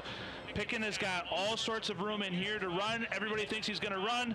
He pulls it, throws to a wide open Hunter Peterson, who walks in for a touchdown. And if we can rewind it, if we can keep going back to the very start. The whole key in this is him and him because of the man defense here. He's looking here and following Swenson the whole time, and he follows Swenson, and it clears all of this area up right here. And then on the back side of this, Peterson is running across the field. The defender is chasing Peterson and can't get in front of him. Pitkin throws a dime. Touchdown, Arrows. Even that design that holds up that defensive line back there gives Pitkin all day. Beautifully drawn up play for the Arrows. Perfect timing for Peterson to find his way into the end zone. Yeah, the call was perfect. I mean, as far as the timing goes, getting that guy, getting Sturgis into man defense, like you said, it clears everything out. And Pitkin, you and I said it live, like run. But he knew the design, knew the play. He was patient and executed it brilliantly. Yeah, he did have two good options there. Just Hunter Peterson wide open in the end zone is a better one. But yeah, he could have ran and probably picked up a touchdown on his own. That's probably the second best play call tonight. That touchdown there by Hemrick on 4th and 9. Which, for us up here, it almost feels like a little bit of a dagger in this game. But what a play call. If you can kick a field goal, or it's got to be in the back of your mind, do we punt it here and just keep this safe lead? And the Arrows dial up a touchdown, a trick play they've worked on for weeks and kind of kept the cat in the bag on. That was huge for the Arrows. One of the best play calls of the season. Yeah, the 4th and 9 with the trick play was it caught everybody off guard. But if you're Sturgis on defense, you have to be alert of who's on the field. And when all of a sudden you see number 4 trot out, the backup quarterback, you got to think something's up. Yep. And you think, is there a double pass or something sort of coming? He's probably going to throw the ball. I think Pitkin taking 5 steps to his right as fast as he does. And then before you know what's going on, he's just running. And he's a fast kid. We know that. Super fast. Before you know it, he's just running a seam right down the middle. Good luck catching up with him. So hats off to the Arrows, hats off to Coach Hordorf. Made the right call and dialed up the perfect play call there. Saved it for the right time, and it's got the Arrows out in front now, 22-0. We talk about Coach Hordorf a lot, and we talk about Huth and Castle on offense, and all the great, amazing things that they do. But one guy that we don't talk a whole lot about is Coach Tracy, who's the defensive coordinator of this team, who, mind you, is pitching a shutout right now. Yeah, he's only given up one score in the last 2 weeks so far. Was the week before that Douglas, or was that the one before that? Last week they had T, and they gave up the one touchdown. The defense has been good. Defense has been great. I mean, I don't want to jinx it and do the whole announcer jinx, but borderline elite. Yeah. Getting a lot of forced turnovers here, making good play. It ain't like the ball's just dropping out in front of them, and they're falling into some good luck. They have made some great plays on the ball the last couple of weeks here, and even if you don't put any more points up on the board, the Arrows defense has to feel confident that Sturgis is not getting back in this game. Yeah, and if you're the Arrows, you're super happy with where you're at. It's 22-0. You've been able to move the ball offensively. You've done some fun and exciting things offensively, and now as you go in to the start of the second half here, you're feeling pretty confident that you can kind of do, whatever you want. Yeah, we talked about it right before the end. This drive coming up here is going to be huge for Sturgis. If you don't get any points on the board, that fatigue sets in. If Pierre beat us 44-0 last week. Yep. We're down 22-0 now to the Arrows. If they don't score some points here, that's really going to set in. It's going to be an uphill battle for Pierre the last second half here. So you come out of halftime, you get the ball. What do you want to do here? They're going to keep going with that lateral passing game sideways. Just anything they can do that's creative. The one long downfield pass they had was good. Yes. So is it going after Robinson and Hansen? It just doing something creative, because that, like we talked about, that downhill run up the middle is just, it's not been effective. They've had their good plays when they've got on the edge and they've done some unique stuff, but that run up the gut is, Christensen's clogging up some holes, and Lesson and Peterson and all those linebackers that are playing fast. It hasn't been the way for success so far tonight. Yeah, and I think if you're Sturgis, I don't believe that if you're Sturgis that you've been able to move the ball, right? Yeah, it's so the little penalties and those turnovers that you absolutely have to eliminate. But if they aren't able to do that, obviously this game will be over. But go ahead with your point. Yeah, no, I mean, that's the thing. I mean, they've been able to move the ball, but they're just keep shooting themselves in the foot with the turnovers and with the delay of game and and the holding penalty. And if those things don't happen, maybe you have a completely different game. But they've shown that they can move the ball down the field. Yeah, I think really outside of those turnovers and some of those bad penalties they've had, really this game should be 8-0 right now. Watertown's probably not trying that fake, that trick play with Pitkin rolling out and catching a touchdown. This game has a lot of feel of 7-0 to it, but Watertown has capitalized on those turnovers, and that is the huge difference in this game. Yeah, and we talked about it, that the only thing that's cooler than turnovers is points off of turnovers. And the Arrows have been able to capitalize. 2 for 2 on that so far tonight. Yep, for sure. Just put 3 minutes back out on here on the clock so the guys can warm up here a little bit. Then we'll get back underway. Watertown just got back out on the field, stretching it up.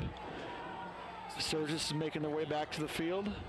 It's one thing that's kind of neat with the AMAC here is how the Arrows enter the field. It's cool that they run, their locker rooms right there and how they run out, and it's cool. We're blessed to have this in our community for sure. I know, little shout out to some of the older Arrows, the tradition they had of coming out underneath the stadium. When that stadium was rocking, that's a cool feeling. And as an opponent to come out, when they used to come out under the stands as well, that's something when you're just sitting under a locker room and you just got the whole place rocking on top of you. Yeah. But a stadium like this, the AMAC, this is just a beautiful football complex to play on. Yeah, the AMAC, of course, like we talked about it, it's legit, and it's got all sorts of different things that make it fun and unique and exciting. But one of them, the lights are cool. That light show is something. The light show is fun. That's cool to see. We talked about how they enter onto the field, and maybe got some legit home field advantage here. Yeah, I've been to plenty of college stadiums that don't have some of the nice amenities this place has, and it being so close to the school now is such an advantage for the kids, not having to drive out to practice and stuff like that. It's less of a safety issue and things like that. It's just a 10 out of 10 stadium. Yeah, speaking of 10 out of 10, there's a good shot of Hunter Peterson and Cole Hansen. And one thing that we should do here real quick, Tyson, is it's senior night for a lot of these guys. So give a shout out to some of the seniors. Cole Hansen's favorite quote or saying is, "Be loyal to what matters." So I like that from Cole. He's going to attend Northwestern College to play football, get a business degree. His go-to song on his playlist, "Hometown Glory" by Adele. What do you know about that one? I listen to a lot more country music, so I'll just plead the fifth. Kessler Swenson, favorite quote or saying, "Thug it out." I must be getting older because I don't hear a lot of these anymore. Just turned 32 last week, Mooney. I got to get some more classics. He's going to Lake Area for Med and Fire Rescue. His go-to playlist is "Break Free" by Ariana Grande. I at least know who she is. I don't know if I've heard the song. Cooper Ketwig's favorite quote or saying is, let's work. going to SDSU for ag business. Okay. Go-to song on his playlist is Through the Storm. Man, I'm waiting for something country to break out here so I can. I got nothing here either. Corbin Hansen, number 8. Favorite quote or saying, chase your dreams. He's going to ag business at LATC.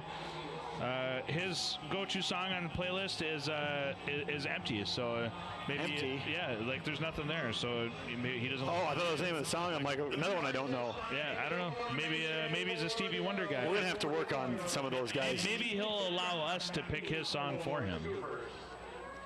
So we'll come back to those and finish those up here as we get underway for the second half. Sturgis is gonna muff the kick here a little bit.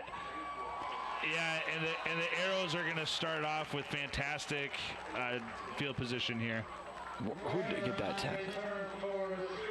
Is that number? I think number 12 for the Arrows made the tackle. Max Stroop. Yeah, that good start for the Arrows. Good start for sure. All right, so 1st and 10 for Sturgis. Ball is on the 9, trailing 22-0. At the very least here, if you're Sturgis, you got to get the ball down the field. You got to flip this field position. Yeah, like I said, we came out saying they got to score. I don't know if that changes, but like you said, at minimum, this field's got to flip. And they're going to come out here holding, and then quarterback's going to take it. And he's going to be brought down right away by Hunter Peterson. Hunter Peterson's been great on offense, but he's starting to come into his own and be special on defense. Yeah, he's an impact player on offense. Everyone knew that at the start of the year. He's turned into a guy that you can count on both sides of the field, and that's been huge for the Arrows. Yeah, and maybe the best part about Hunter Peterson is that we'll see him next year. Yeah, thank God. Yeah. Luca Lesson, at the same time, has been no slouch on the opposite end. Watertown's defensive line is tough. Their linebackers just as tough, if not tougher. Yeah, and there we go again. Hunter gets his big paw up there and knocks it down, deflects the pass, takes it off, of course, and brings up a 3rd down. And just like that, 45 seconds off the clock, and it's 3rd and 8. Yeah, it's just tough sledding here, and it's kind of stuff that Sturgis wants to do. It's within their game plan. You know, the read options and the quick passing out. It's just they're just not having the success they're looking for so far tonight. They're going to spread it out here. 3 up top, 1 on the bottom. Yeah, I think you got to watch down here on the bottom, the short side of the field. I think that's where you got to look to go. And that's where the quarterback's looking. Yep, and they pick. Decker got his hand on it. Man, that was a nice throw. He got a hand on that ball, and it still almost got into the receiver's hands. And even if he does catch it, you know, Braxton Peterson's right there. But Decker definitely got a hand on it. Maybe not. Just a little behind the receiver then. Yep. Yeah, and again, the quick 3 and out here, and you're forced to punt. Yeah, I think he... either way, I mean, Decker got into his line of vision. Uh-oh. Oh, here we go. He's going to punt it. So that'd be a bold place to fake one from. Oh, they got away with the block in the back there. Who's that on the return, Tyson? Is that number 12 for the Arrows? That's Straub again. Yep, that's Max Straub. Making some good plays on special teams so far, Max Straub. Caden Decker, favorite quote, you miss 100% of the shots you don't take. Kobe, that's Kobe's quote. That's Wayne Gretzky, brother. Is it? Yeah, via Michael Scott. Okay. Plans after high school is play football and study exercise science. Go-to song on your playlist is On One tonight, of course, by Gun. You know, got a lot of Gun on. I really need to talk to some of these kids about this music they listen to. You got a lot of Gun in there. Pick and drop. I think we're gonna get a holding too. That's not a good start here for the purple guys. You got to decline that one if you're Sturgis. Yeah, for sure.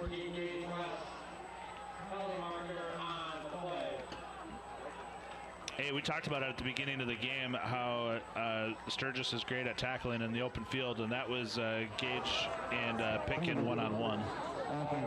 Number 65. That power decline. Second down. Brings up 2nd and forever for the Arrows. What do you draw up on 2nd and 26?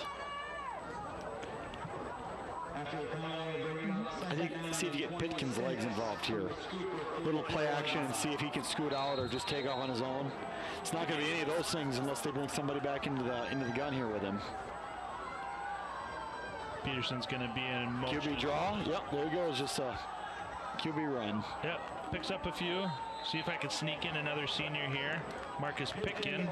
He's going to play baseball in college. His go-to song on his playlist is Nothing. These kids really got some bad taste in music we're going to have to work on. Yeah, I mean, Conrad, what's Marcus listening to? Conrad doesn't know. They haven't said any Taylor Swift yet, so that's a good sign. Well, you know, she's pretty popular right now. I like the Adele, but yeah, that was a wild. That was definitely a curveball. And not one, but two. Huh. So 3rd and 23 here. So we go back to football. Pickens in the shotgun, empty set. Going deep, flings it down there for Cole. Overshoots him. The second punt we're going to see for the Arrows so far. Yeah, 4th and 23. They're going to go ahead and punt this one away. Braden Kleinsasser, his favorite quote is "Let's get it." He's going to attend USD for business degree, and his go-to is "Oh, okay," but gonna. What do you know? You got to know. You don't know anything about Gunna. I'm getting a big offer on these artists, if that's what you want to call them tonight. Pickin punts this one, a beautiful punt. You want to hear something funny? Yeah, please. Little Pitkin probably thought it was funny last night. Marcus Pitkin's a Pittsburgh Steelers fan. Yeah. So I bet that household was not quiet last night. No, I can't imagine. Well, Darnell Washington, 6'8", 900-pound tight end for Pittsburgh. He's a monster. Gavin Hansen, his favorite quote is "You bet ya," by his friend's great grandpa. You bet ya. How about that? He's going to be a Marine or get an engineering degree. So this guy's going to have a good favorite song. I can tell. I should probably quit giving him a hard time if he's going to be a Marine. Back to foosball here. New quarterback entering in for Sturgis. That's number 16, Tate Johnson. He's 6'1", 171 pounds. We saw him on film. He's got a great frame. He's young, but he's more of a pocket passer. But he can get outside, but he's looking to pass first. Got to mix up and do something different. You know, it can't hurt to try at this point, see if they can just throw a wrinkle at Watertown and catch him off guard or throw some different element at him here. Yeah, I'm excited to see him play. Still goes outside, but completing passes. We'll see if we can't sneak in another one here. Gavin Hansen. Favorite quote is, we did the "You betcha." You betcha. He's going to be a Marine. His song here we go. Is "Ode to Bourbon." My gosh. By Treaty Oak Revival. That sounds like some country stuff. We're going to have to stop with these.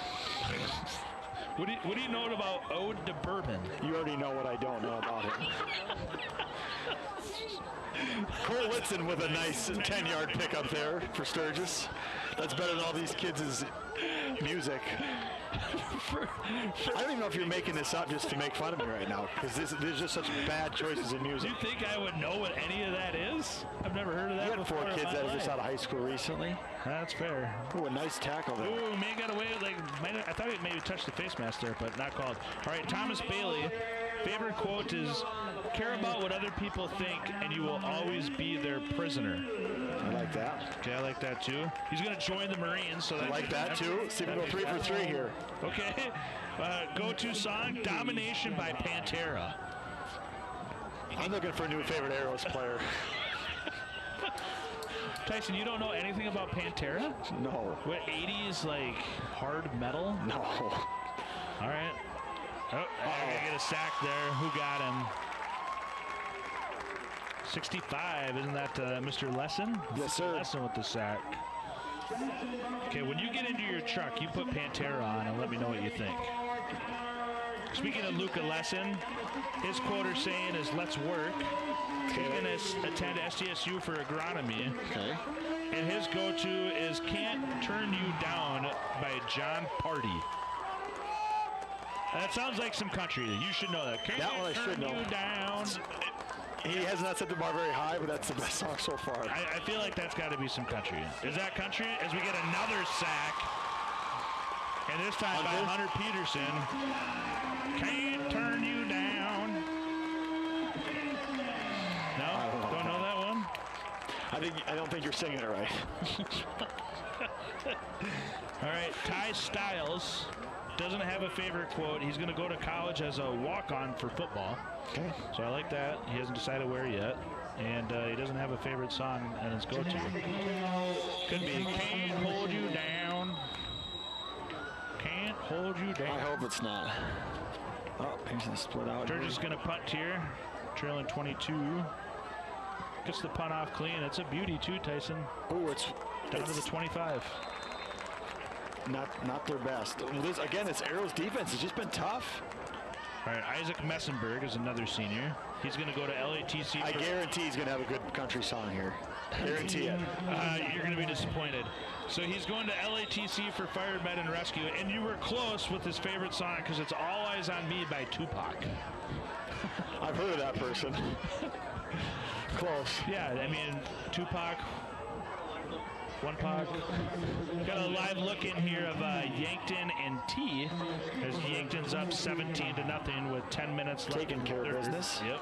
It looks like they're well on their way to scoring more points as the Arrows take over here.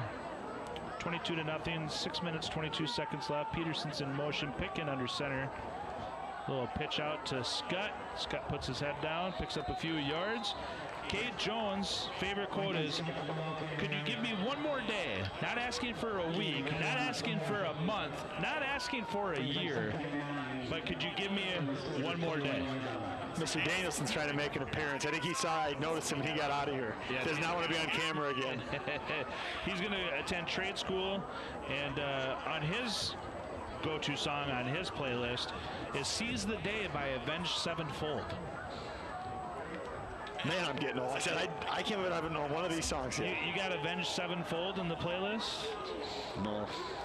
No. Second That's not on 92.9 or 96.9 or... Back to There he goes. Uh-oh, Scott's going to house that one. A house call from Lincoln Scott. Going to put 6 more on the board and extend the lead to 28-0. And the dagger? We have lights. That could be the dagger. That could be the dagger. Could be the dagger. All right. Caleb Thronson. Let's go back to here and look at Scott. Nice lead block there by Lesson. Yeah, Luca gets a good lead block there, and then Scott does the rest. Peterson celebrating behind him. Here comes Swenson celebrating. Good design, good execution, great patience. Yeah, that's what I was thinking. Knows how to read his blocks and fire into that hole when he needs to. All right, Caleb Thronson. You live once, live it to the fullest. I feel like that's probably good. Yeah. He's going to attend Lake Area Tech for welding. Okay. And then his go-to is Wherever I May Roam by Metallica. I know you heard of Metallica. I've heard of Metallica. I'm surprised these 18-year-olds love Metallica. That's the best one so far. I'll give them that. Okay. All right. I like that. All right. Moving right along here. Ethan Ishins. Ethan Ishins. His favorite quote is "Chase your dreams." So I like that. Okay. Okay. He's going to go to Lake Area to weld. Another Metallica fan, maybe? His go-to is Headlines by Drake. I've heard Drake. He likes all the good basketball teams when they're good, only when they're good. No, Drake likes the Raptors, and I thought he only likes cheers for who's good. Yeah, well, there's a lot of things. Well, let's move on. Let's move on. Owen Peterson. The only thing that we have to fear is fear itself. That's a good one. Yeah, we like that one. We'll push pause here. I hope the chat is not just destroying me. No, I hope they're going after the players. I would think so. That's a great kick by Schlott. Uh-oh. What a nice return. Ooh. Great return by Sturgis there to get it all the way down Number to the 23, 40. Brody Royer, with a good return. Very good return for Sturgis. Touchdown saving tackle by Caden Corey. All right, Owen Peterson. He's going to go to LATC for building trades. And we do have a live look in here of Pierre and the Spartans and Pierre down by 7 early in the first. Here you go. I know you'll like this one, Tyson. Favorite song? Try That in a Small Town by Jason Aldean. Finally. There you go. Finally, we get there you go. a nice country song. You're on the board. Who was that you said? That is Owen Peterson, number 83. Get in the circle. It's my I have my new favorite player for the Arrows. So 1st and 10, 5.5 here. We got number 3 is back in the game for Sturgis. That's Jackson Cano. James Clendenin is our last one. The only true limitation is the one you set yourself. That's good. All right, that's pretty deep. I like that. He's going to run track and field at Minnesota State University Moorhead. Good for him. Study psychology. And then his go-to is Sweetness by Jimmy Eat World. What? Jimmy Eat World? Yeah, Jimmy Eat World. That's a good early 2000s band. I'm going to assume that was a typo. No, Jimmy, what do you don't know anything about Pantera? No. Wow. You just put Pantera on the old shuffle when you get into your truck. So Kurt Wilhelmy just texted me. He said he loves to hear the favorite songs, but not me singing them. So I feel like that's rude. Thankfully, the seniors are all done, so no more singing.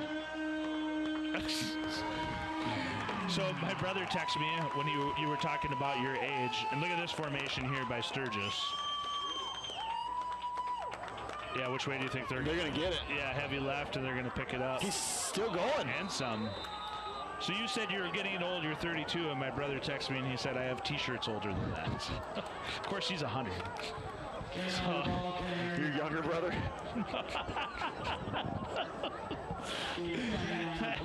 Absolutely not. Here we got... Central's down. Yeah, Aberdeen Central is at Sioux Falls Patriots. Yeah, Lincoln. Look at those uniforms, though, Tyson. Those are sick. I do like those. Little powdered blue. Those are nice. Ooh, that is a good read there by that quarterback. Pulled it at the right time, just and didn't get much out of it. Speaking of favorite quotes, I do have to pay a little homage to my father who passed away in March. He had all sorts of fun sayings and quotes that he said, but I think his favorite one was, no matter where you go, there you are. Which is true. Yeah. Yep. So hopefully Dad's up there watching the game and enjoying that. All right, 2nd and 9 here. 3 minutes left in the third. Sturgis is doing a good job here moving the ball. Cano's looking, patient. Ketwig. Have a game, Ketwig. He's playing great on defense. All right, so speaking of have a game. Yeah, I was just thinking that. I think it's got to be Pitkin, right? Threw one, caught one. Threw one. Threw another. Does he have two, Conrad, or just one? He's got the one throw. I meant threw a pick. No, he's playing great tonight. He's been awesome. Ketwig's been awesome on defense. Maybe Ketwig and how many shirts we got left? Lesson's been good on defense. Yeah, how many shirts we got? We got 3, 2, 3. We got 1 here. 2. All right, let's give away 2. Okay. Let's give away 2. We got a little time here yet. Yeah. I think Pitkin's got to be in there. Yeah, he's definitely up for it. What about, this may be a little out of the box thinking, but what about Little Himrick? Ran in a 2-point conversion, threw a touchdown. That's true. Maybe it could be considered. Called upon when needed and absolutely delivered so far. I think we go Pitkin for sure, right? Yeah, he's been pretty good tonight. Is there a second one? Peterson? Hunter's been good. Obviously, Scott's got 2 touchdowns. Yeah, Scott's been good. Yeah, Hunter's got 1. Pitkin's got 1. Scott's got 2. To be fair, Pitkin has 2, but you know what I mean. Yeah, Ketwig's been great tonight. Yeah, Ketwig's been awesome on defense so far. Lesson's been good on defense. Our secondary has not had to do too much, which is usually a good thing. Here we get a live look in of Huron and Mitchell. They're starting to play a little better. They weren't. Oh, Mitchell might score though. Touchdown. Oh, great play there by Huron to break it up. How about that, Tyson? Do you have that on your bingo list? The Huron Tigers, the #1 team in the state. Anybody that tells you they did that's outside of Huron is a liar. Yeah, I don't know if anybody in Huron would have told you that. Even when we watched them last year, I don't remember saying, like, hey, they're a young team that's going to be sharp next year. We said that about Brookings multiple times. Yeah, we sure did. And after, was it week 1 or 2, they looked the part, and I think it was week maybe just 1, but then they fell off quicker. Yankton's obviously been strong, but yeah, we just did not see this coming with Huron. Yeah, no, we sure haven't. But, you know, shout out to them, and because in all likelihood they'll hold on here and they'll beat Mitchell, and then next week I don't remember exactly who they play, but I feel like it's a winnable game for them. I can tell you, it is. They got Brookings next week. Yeah. So 4th and 7 here for Sturgis, trying to hang on, see if they can make a dent in this lead and make a game of it here. He's gonna go deep. Oh, we're going to get a flag here on Swenson. 2 of them. That referee was so certain that that was a flag, he pulled one out of his left pocket and then double-barreled one out of his right. Yeah, Sturgis trying to put some points on the board here. And they're just trying to keep that shutout intact. Defense, number 33. Listen, this guy should be a voice actor. Been reffing for a long time. Yeah, he's got a great voice. He should be like a villain in like a Bond movie. I've seen all the Bond movies. You have? Yeah. Okay. Yeah. Yeah, tell us what you know about James Bond. I love James Bond. That whole series, I think, is fantastic. You play the video game 007? I did. Yeah. And all of that, everything that was on his playlist is better than all these young high school kids' playlists. What? Yeah, I can't wait to listen to Pantera with you at work on Monday. I'm pretty sure we can't play that in the bank, can we? Is that even... Credit union. Yeah, is that like even going to be allowed? I'm guessing there's like swearing or no, or... I mean, you can't really understand it. It's just mostly screaming. It's good. I mean, it's not church music. But I mean, they're playing football. Well, I didn't. Well, you said Adele, so I mean that. Well, I mean, she's British. There's not any profanity in that. Yeah, but I mean, she's got a voice of an angel. 2nd and 8 here. Shotgun. Number 11. He's going to wheel up. Yep. Hit him. You like that wheel route? Uh-oh. Yeah, just a great individual effort there by Corbin Hansen. Gets him in his paws and doesn't let him go and gets the sack. He needed another quarter second to hit his receiver Cole Litzen there on that wheel route, and just didn't quite have the time. Yeah, Swenson did. I mean, Swenson was right there though too. Swenson was on top of him. 316, Tyson. What do you know about 316? Just the Bible quote. What about Austin 316? Okay. I do know that one. Yeah, we saw that design here earlier with. And they pick it up again. Yeah. Yep. Good. I mean, we saw that it worked this time, but we saw it earlier where there was a drop, but executed there. 3rd and 16 turns into a 1st and 10. Look at all the blocking in the middle of the field, and then is that West? Yeah, engage West. I like how he gets the ball, and then he goes north and south right away. One more play here might take us into the quarter if this clock keeps running. I feel like the 3rd quarter's coming. Oh, he's going to run a draw. Yep, he's got some room. Christensen, he's going to walk it in. Just slips out of his reach for a touchdown for Sturgis Brown. There you go. Sturgis gets on the board. And, Ketwig's down. I think his hand's sore. Maybe not. That doesn't look like a hand, Tyson. No. Timeout. I'm telling you, this ref should be a voice actor, a villain. He's got a great villain voice. Uh-oh. See if we can see what happened here to Ketwig. I can't believe he slipped out of those big old paws of Christensen. Okay, there he is. So he wasn't even really, Ketwig really wasn't in on it. Let's see if we can see it from this view. Looking at number 5. See, he's in the back of the play right here.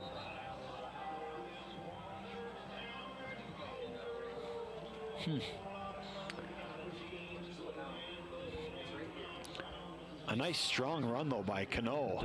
Was it maybe a leg there? But he grabs like his belly. But yeah, you're right. I mean, that was a great individual effort there by number 3 Jackson. Yeah, that's going on the highlight reel for sure. Yeah, I mean, he runs through a bunch of guys.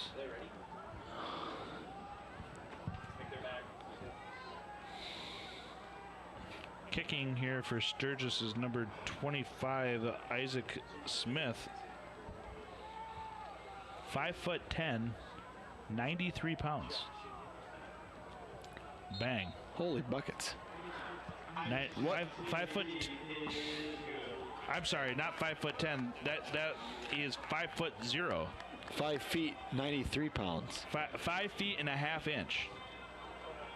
93 pounds. That young man was born to kick. Isaac Smith, a sophomore. Yeah, man. 5 feet, half inch.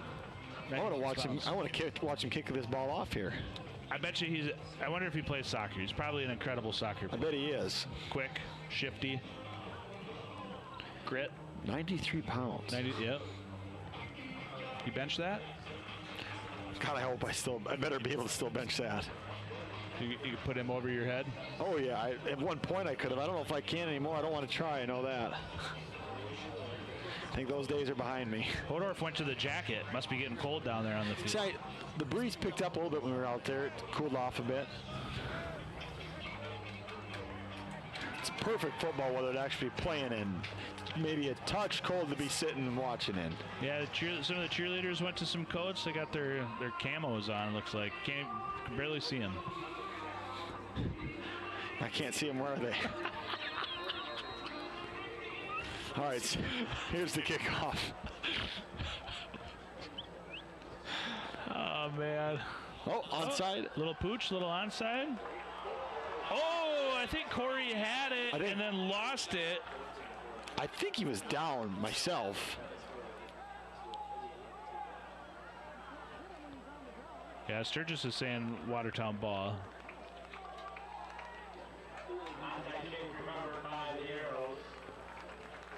Who jumped on it there? One of the arrows. That was a good play by Corey. Really just snagged it clean. I just didn't see him get. He got hit pretty square though after that. Yeah, I think that was a great play a great kick by Isaac Smith. This play will take us into the quarter now. Scott still back there? Yep, back to the eye. Nope. Gonna roll out bootleg. So, or Hansen, Corbin Hansen. Yep, Corbin Hansen there with the catch. That will take us to the fourth quarter, Tyson, and we are going to take a 30-second timeout here in a break. Brought to you by Dakota Land Federal Credit Union and DFS Insurance. We'll be back for the start of the fourth quarter.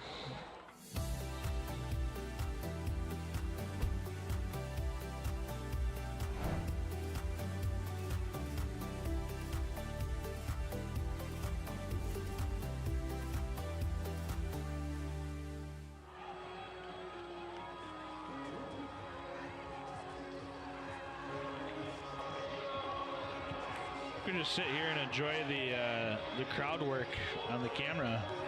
It's cool, huh? It's just cool. We're spoiled, Mooney. Yeah, we've come a long way from our little 2x2 box at the stadium.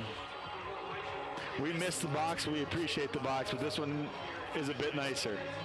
Yes, very much so. Definitely didn't get this at the stadium. No. We got heat, we got AC. We got a fridge. We got lights at work. Multiple TV cameras in here. Don't jinx the lights. Don't jinx the lights. The lights work right now. In about a week here, our windows will be fixed. That'll be the greatest. Then it'll be tough to beat. Greatest day of my life. 2nd and 6 here as we start the fourth quarter. Ooh, inside pitch. Inside pitch there to Peterson. You know, City Chiefs play. Cool design there too, because he has pass is complete to number 11, Hunter Peterson. Gain of 4 yards on the play. Brings up 3rd down. So it's going to bring up a 3rd and 2. Yeah, third and three. I like what they've done with Corbin Hanson, integrating him into this offense as well. I've seen Caden Decker at fullback, but Corbin's done a really good job both ways. But he's done a nice job kind of in that fullback role. Some play action pass he's been involved. He's done a good job. Here he's going to lead again. Scott's just so patient. Really, if his touchdown doesn't get called back, he's in consideration for the podium. He's just having a good night. How many catches does he have tonight? Just 5 yards. How many yards does Scott have on the ground? Good enough for Watertown.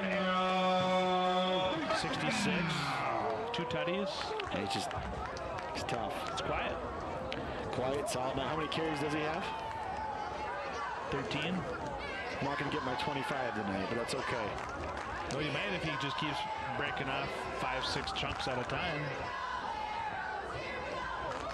Arrows have always done a good job of spelling him, mixing it up. I don't think that one's supposed to go against his average. I don't think he knew he was supposed to take that one. Yeah, a little busted play there. I think right now, Lincoln's got the ball. Lincoln's like, what's going on? at 29-7, I think I'm for me, I don't know about you, we can go to the chat and see what the chat thinks about player of the game, but I'm all in favor of Pitkin and Ketwig. Yeah. That's kind of what I'm thinking. Well, I'm not going to repeat that line, so try to keep it PG in the chat, please, as Pitkin's going to roll out and go deep. Oh, and he had Swenson. That would have put a bow on his player of the game. Yeah, for sure. Pitkin's pass is incomplete. Intended for number 7, Cutler Swenson. Scott, freshman player, 44-yard line. He was recruited to varsity, so that's good. So we like that. Well, Scott brought, yeah. Holton is Lincoln's little brother. What grade's he in? He's a he's a freshman. Yep. He's number 21. My understanding from talking to some folks is that he is a better athlete than Lincoln. I would like to see that. All sorts of time for Pitkin. Yeah, finds this guy right over the middle. Great timing. Pitkin's pass is complete to number 3, number 21, and Link number 20. Gain of 15 yards on the play. Good number 1 Probably not repeat that. Forgot to post their numbers. Amy Eagle says touchdown. Way to move the crowd. 66. It's pronounced K now. Not. I think she's talking about. Jackson. Jackson. Yeah. So yeah, appreciate that, Amy. K now. So Pitkin's going to go back under center, hand this one off to Scott. Scott's dragging some guys, picks up a few more yards. Just keep burning that clock. And then Paul Smith does it. He says he's actually 5'4", 125 pounds. 5 yards on the play. He's a great soccer Second player. and 5 from the 25-yard line. That he is a soccer player. Has a nice onside kick too. Great onside kick. I thought that might be the best onside kick we've seen all season. Yeah. Because it did exactly what it was supposed to do. I mean, it fell to the ground and it bounced off the chest, and had the opportunity to. Even if Corey's on his feet, he gets drilled right after he touches that ball, and then it really did come out. So luckily it caught on the ground. Pitkin's gonna pitch that. Pitch it back.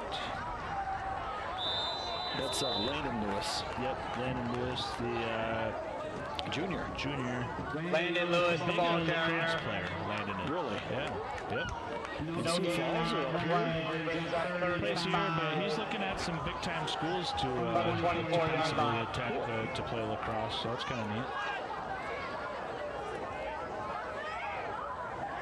8 minutes left here in this one as Watertown clings to a 29-7 lead. 3rd and 5 here, and if you're Watertowners, tick-tock, right, Tyson? Yeah, you're not in any hurry. Just keep running that ball, picking up first down slowly and methodically if you can.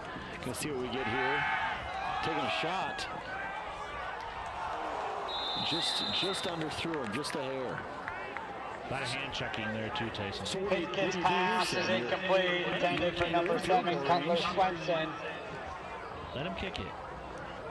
Brings up 4th down and 5 from the 24-yard line. Out there to play. Yeah, offense is staying out there. A lot of time left in the game too. I mean, there's 8 minutes left. Yes, it's 29-7, but that last drive. Oh yeah, I mean, Sturgis drove down the field. Yeah, I thought they might try to run that ball 2 downs and pick it up, but yeah, like I said, I didn't know what kind of range they're in here yet either. We'll see what they dial up here on 4th and 5. Scott with a nice block pick up there, but he's run out of time. He's going to have to throw this ball away. Yeah, that's okay. That's a good punt right there. Yep. Picken just heaves it up there, and this time doesn't come down with the catch, but good interception there by Trace Prescott. Solid last by name. number 1, Trace Prescott. Junior corner. Sturgis will take over 1st and 10 from the 5-yard line.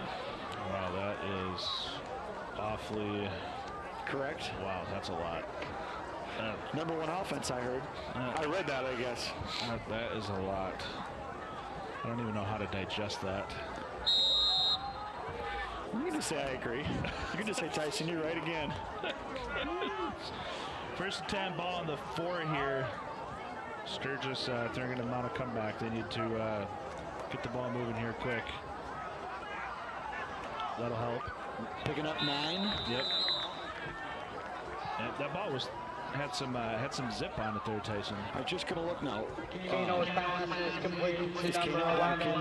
Kano's in there. Yep. Gain of 8 on the play, brings up 2nd and 2. Yep, 2nd and 2 now. Yeah, I wonder if they just give the freshman a look there just to get him in there and get his feet wet. A little exposure. Yep.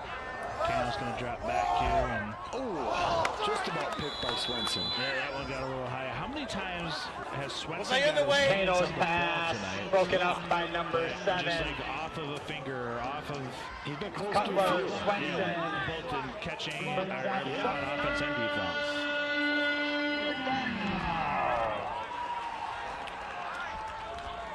Third and 1 here.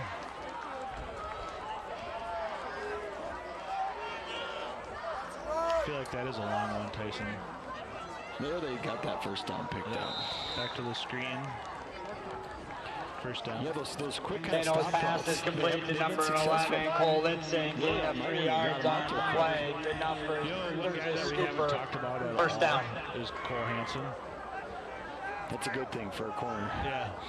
Yeah, I mean, they're just not throwing at him. You just don't want to be mentioned. Yeah.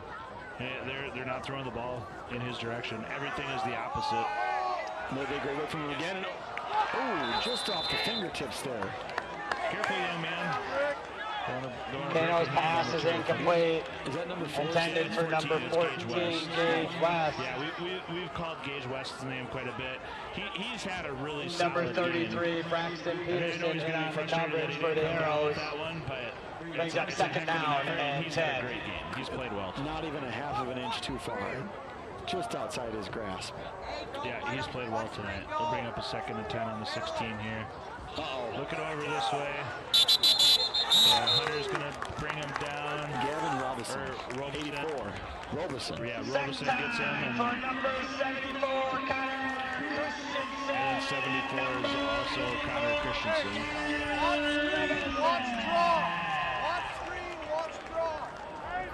He brings up 3rd long here for Sturgis. 3rd and 17. 6.5 minutes left here in the 4th, Tyson. Tick-tock if you're the Arrows. Yeah, keep everything in front of you. Nothing over your head. Gonna roll out. Oh, there they went on Cole's side. And got a nice 1st down. I thought, Boy, that was about 15 yards when we come at the end of that one, so myself. Kano's pass is complete to number 11, Cole Linson. Hey, great job by Sturgis picking Gained up the 23 yards on the play. Good enough for Sturgis Scooper 1st down. In between, do we get to call out the announcer's jinx or not? Since it was a play, 100% your fault. I didn't bring it up. If Cole, I know better than to bring it up in the middle of the drive, at least. I thought maybe that was going to hit the ref. That would have been hilarious. I thought the same thing. My wife was going to say that. Dead ball. Best Encroachment. football movie ever. Defense. Number 33. I've 5-yard seen it. penalty. I just don't agree First with down. you. But Kane does that in that movie. Oh, yeah. Yeah, but he knocks the guy off the horse. I haven't seen that in a long time. Yeah, it's a good one. What do you think is the best football movie? What is the best football movie? Yeah. Friday Night Lights would be up there. Remember, the Titans would be up there. Yeah, those are good, but they're not the program. Kano drop back. He's double coverage there. Swenson over there. Cooper's jutting over there. Flight did come out at the end. So Kano's pass is incomplete. Intended for number 14, Gage West. Penalty marker on the play. Not Peterson, was it? Swenson? Because Peterson and Swenson were there. Hunter Peterson was that far dropped off in coverage? No, it was Swenson and number 33, Braxton Peterson. Oh. Pass interference. Defense. Number 33. There you 15 go. yards from the previous spot. Result in a first down. Sturgis still making a run at her here, trying to get down and put some points on the board quickly. Yeah, I like it. It's an impressive drive. I mean, remember, it started inside their 5. Yeah.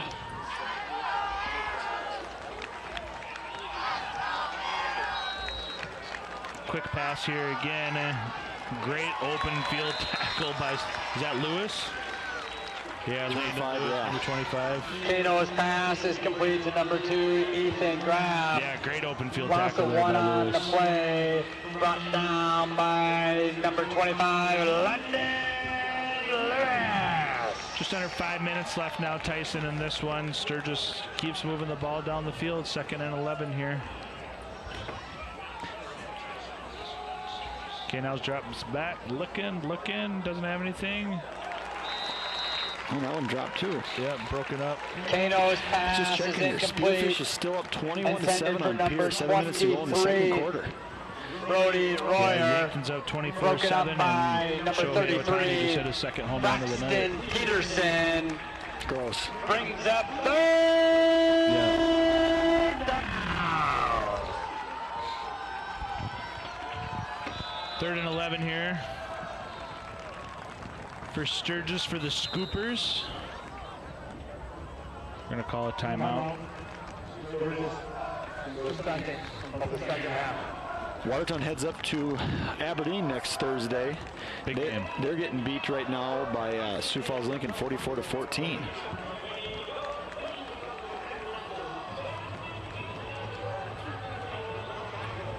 Yankton's beating T 24-7. Huron's beating Mitchell 21-3. Brookings beating Douglas 59-8. And then, yeah, Spearfish beating Pier 21-7.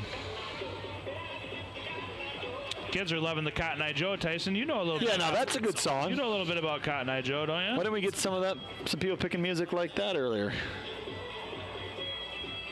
Well, they got the line dancing, spinning, twirling, the whole 9. Can barely see them. Who is? Exactly. It's hard to say. I see an orange hat in there and a white sweatshirt. Look at this young man getting after it. There you go. Have a day. Having a good time. Yeah. Friday night at 9 o'clock. You can't tell. Like he sees himself on there. He's loving it. I like that. We need more of that.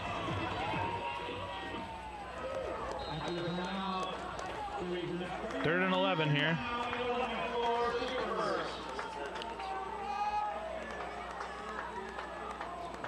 Good drop back. He's got some time.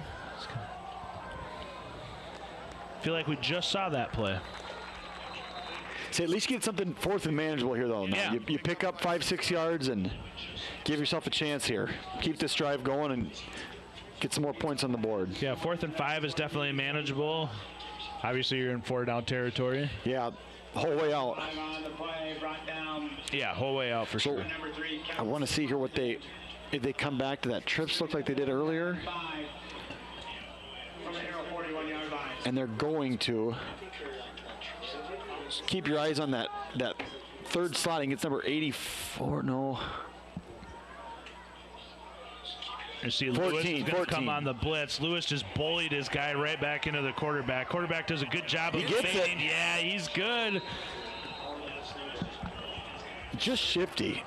Yeah, and we talked about that. Like, I mean, he can run, and we've seen it earlier in the game where, you know, he creates his own opportunities. Yep. And on fourth and 6 to pick up 10 with your legs, when he took off, it didn't look like there was a lot there. It was a heck of a play. Jim Miller said that we lost our sound, that the PA announcer is twice as loud as us, so we'll work on that. And he said that it's better now, so apologize for that. So bring up a 1st and 10, empty set, just too far out and ahead of his receiver there for Gage West. It'll be an incomplete pass.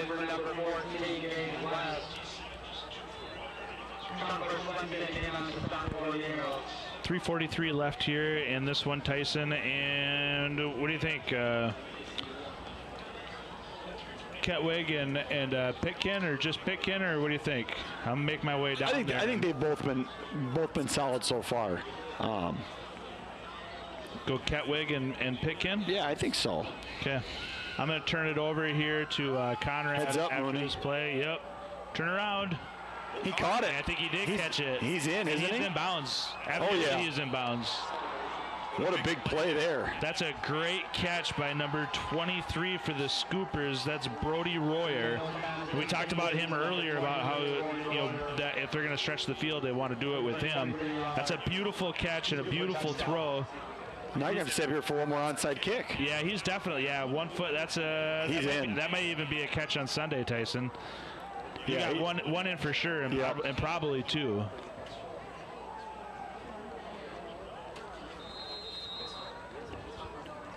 $29-13 here. You're gonna go for 2 right away on this drive. Yeah, if you get a 2-point conversion here, it makes it 14. You don't have to go. Missing a guy, missing a right guard. Right guard, yeah. I suppose you don't have to go for 2 here, Tyson. No, you wouldn't have to, but offense is moving good. Oh, the throwback. Oh, he's wide open. Beautiful play call. Yeah. Definitely executed well. Good call. Good execution. Makes it a 2-touchdown game, 29. You love the life that Sturgis is showing, though. Not giving up the fight. Still got a chance. Yeah, look at the drive summary here. Started at about the 4. Pick up a good chunk there on 1st down. That's 1 play. 2 play. Go back. Stop route. Yep. Here was the big one on 3rd and long. Yep. And that's when he got Cole, and I kind of jinxed Cole there. Violent tackle. This was the 4th and 6 scramble for 10 yards. Yep, that was big. And Landon Lewis did a great job. He bullied his guy right into the quarterback, and then this is a dime.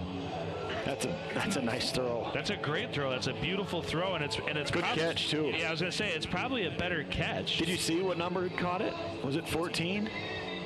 Yeah, he's been pretty active tonight. No, I thought it was 23. Okay. It was Brody Royer. Okay, he has been too.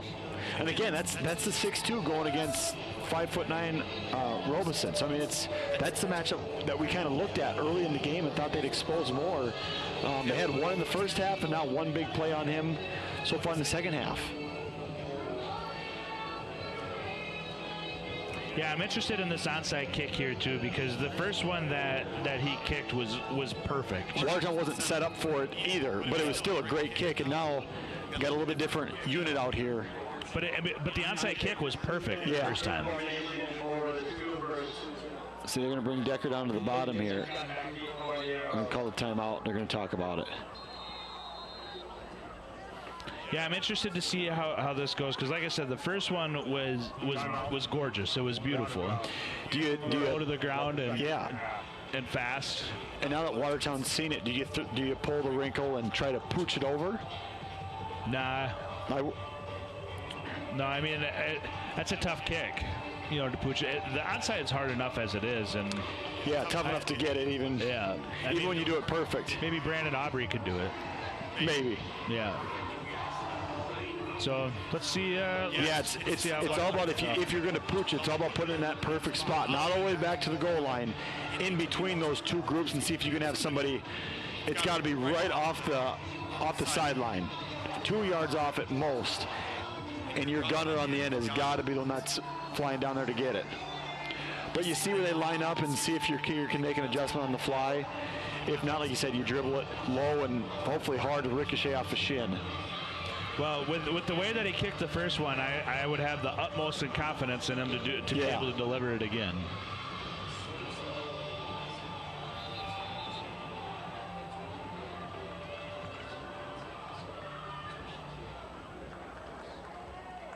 And if they get this and score, I mean, they're right back in it. Yeah. That's saying, can you put it, see how he's backing up, Scott is, can you put it right on the 40 over younger Hemrick's head? They're not going that way, doesn't look like. No, and you can see Sturgis has got a track meet up top. And it kicked right to him.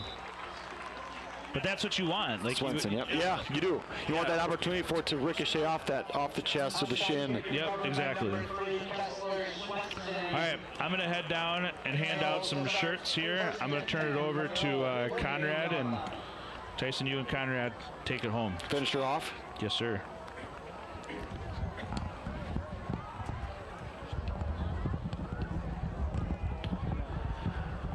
Watertown sends that starting unit back out there just to see if they can rattle off a few more first downs here and put this game away. Ice this game away. Realistically, you're probably looking at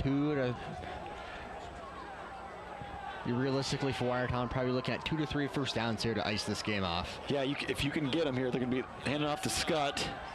Looks like he's gonna lose about 2 yards. There's a flag on the play. That could be just about anything. Offsides, legal formation. We'll see what the. It's gonna be offsides. Offsides on Sturgis.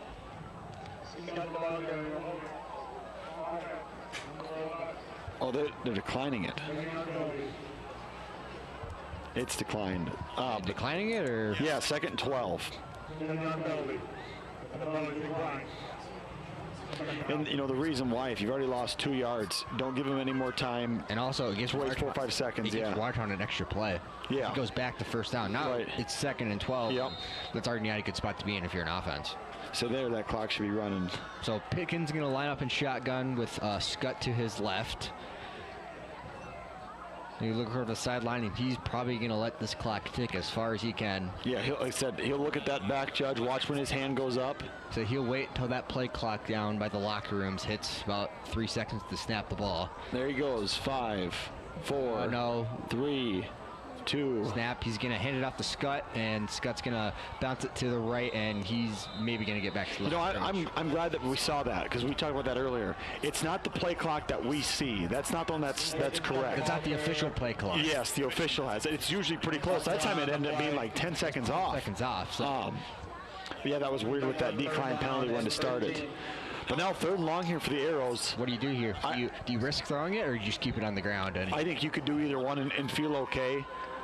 I would like some play action. Yeah, Watertown's played it pretty, well, I don't want to say pretty safe. They had that nice long touchdown. I don't know if the play clock is correct, but we've only got 8 seconds left on it. They're going to get it off. He's going to line up in pistol. And they get the snap off. Call a timeout. Call a timeout before the snap. And they were going to run it. Yeah. I would personally like to see some play action here. You get Pitkin moving out to right I wouldn't mind whatever you decide to do. If you think you want to drop back and throw it, I'm okay with that. I would, as I keep saying, I'd run some play action because you get Pitkin rolling out. You know, if you didn't see anyone open, you just keep it and you just run forward on his legs. But if you see someone open downfield, I mean, you get first down, you could miss. Now a first down ends it here. You'd waste about 8 to 10 seconds. They'd call that timeout. You can take your 3 knees and get out of here. One timeout. So I wouldn't mind seeing them take a shot, but if you want to play it safe and run, I understand that too. I respect it. If you just want to, run it up the middle, maybe run it outside, and make them call their last time out, because you are still up 2 scores here. Yeah, we'll see what they come out and do. I said if any indication on that last play, it looks like it's going to be a run by the Arrows. I mean, maybe you can say sometimes teams are too safe, but it is ultimately the right call sometimes. They said even if they got to run this ball and then punt it, they feel good about how their defense is played for a large portion of this game to be okay. Yes, Sturgis has scored, I believe, on both their last drives, but You know, personally, no disrespect to Sturgis' offense at all, but I thought Watertown's defense was maybe a little asleep on that last. Yeah, they backed up a little bit. Sturgis made some good plays and took advantage, but Watertown's defense has sagged off a little bit here. Fallen off a little bit. But we'll see if the defense even needs to come out. I think they're going to run it. I would be surprised if they put the ball in the air. Pitkin's going to take the snap, and he's just going to hand it up to Scott, who's going to bounce out right. And it goes about right at the line. They're going to go for this. I bet it's fourth. Oh, there's a penalty. Oh, yeah, penalty flag in there.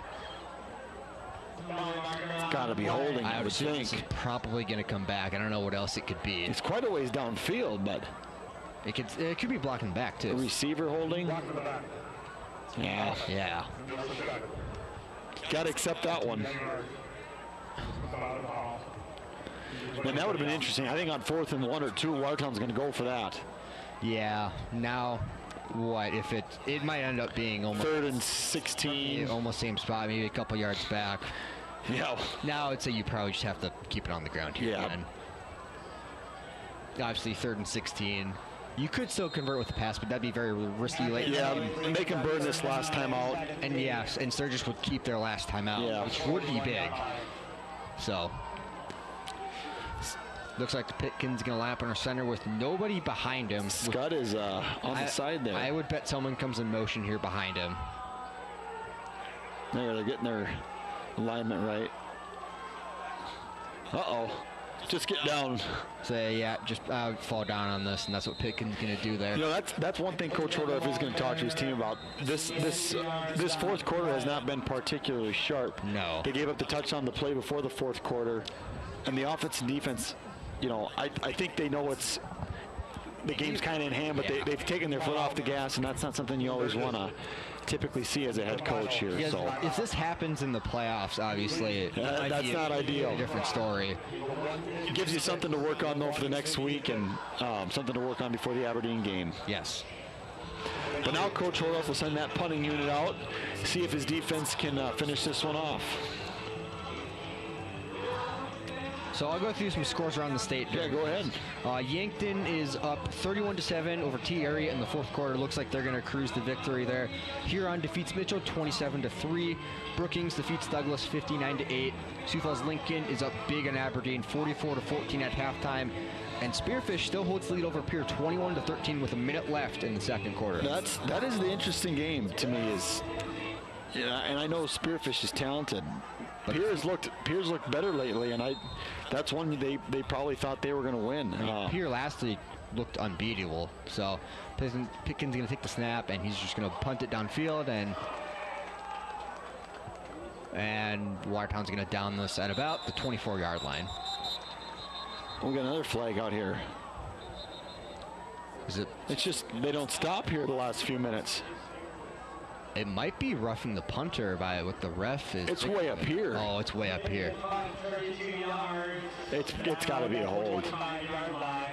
I kind of see the official. I think the defense is out on Watertown's defense on the field though. So yeah. Yeah, it's on the return team. So see what the call is here. I would assume it's probably holding or blocking the back. One of those common penalties you see up back here. Yeah. Yep.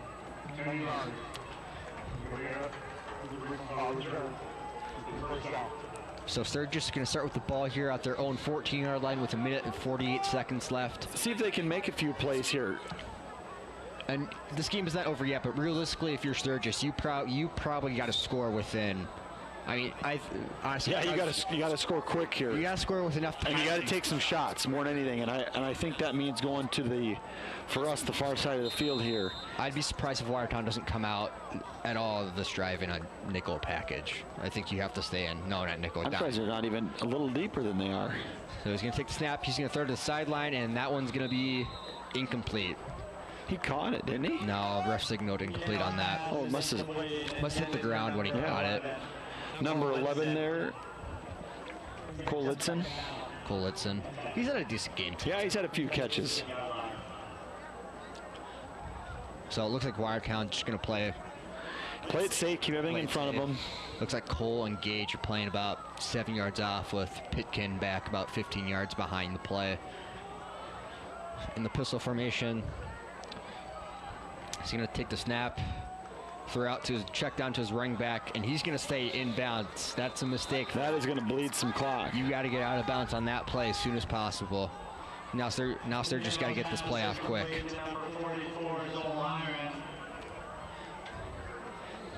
Kano's going to be in the shotgun here. Got to get his receivers are getting lined up. Play. Kano takes the snap.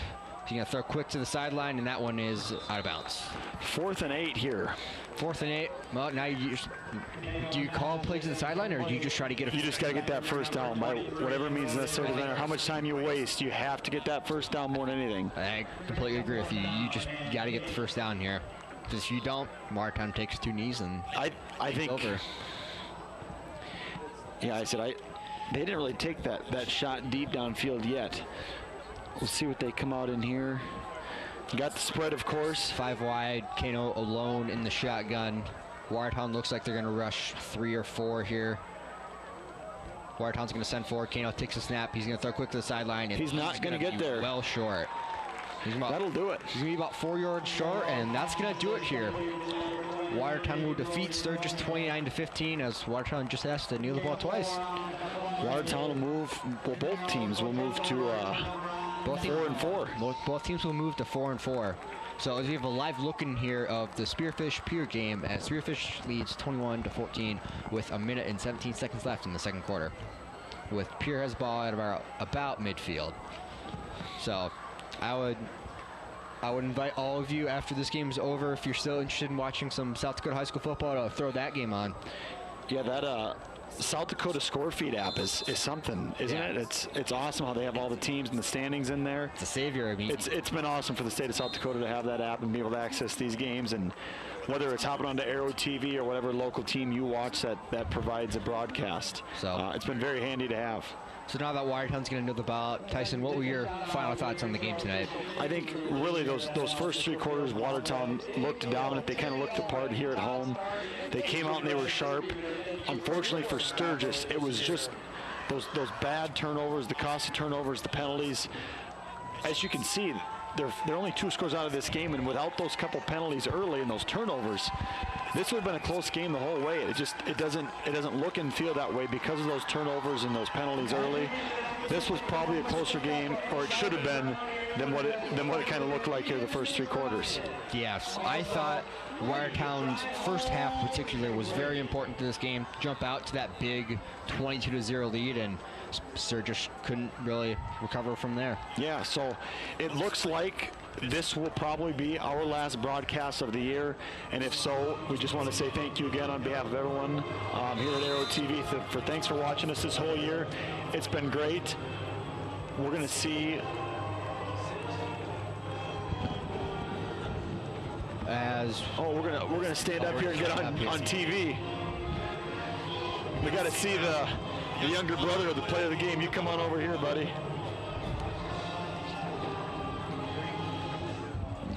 We'll get our one last look of the Aero TV logo behind us here, and just finish up this broadcast for the year. Is there any other notes you got for us, buddy, to send us out? I do not believe so. Once again, we believe this will be the last broadcast of the year. There might be a very slim chance Watertown hosts a playoff game, but I think it is very unlikely. You give a shout out. You're on TV here. So we got Coach O'Connor out here on TV. Coach O'Connor's a big TV guy, as you can tell. He loves the spotlight. So he's going to get his drink and hightail it out of here. So we'd like to say thank you to everyone for watching this football season. Watertown went 2-2 at home this year with losses to Jefferson and Pier and wins over Douglas and Sturgis. So once again, thank you everyone for watching, and this has been Aero TV. Thanks, guys.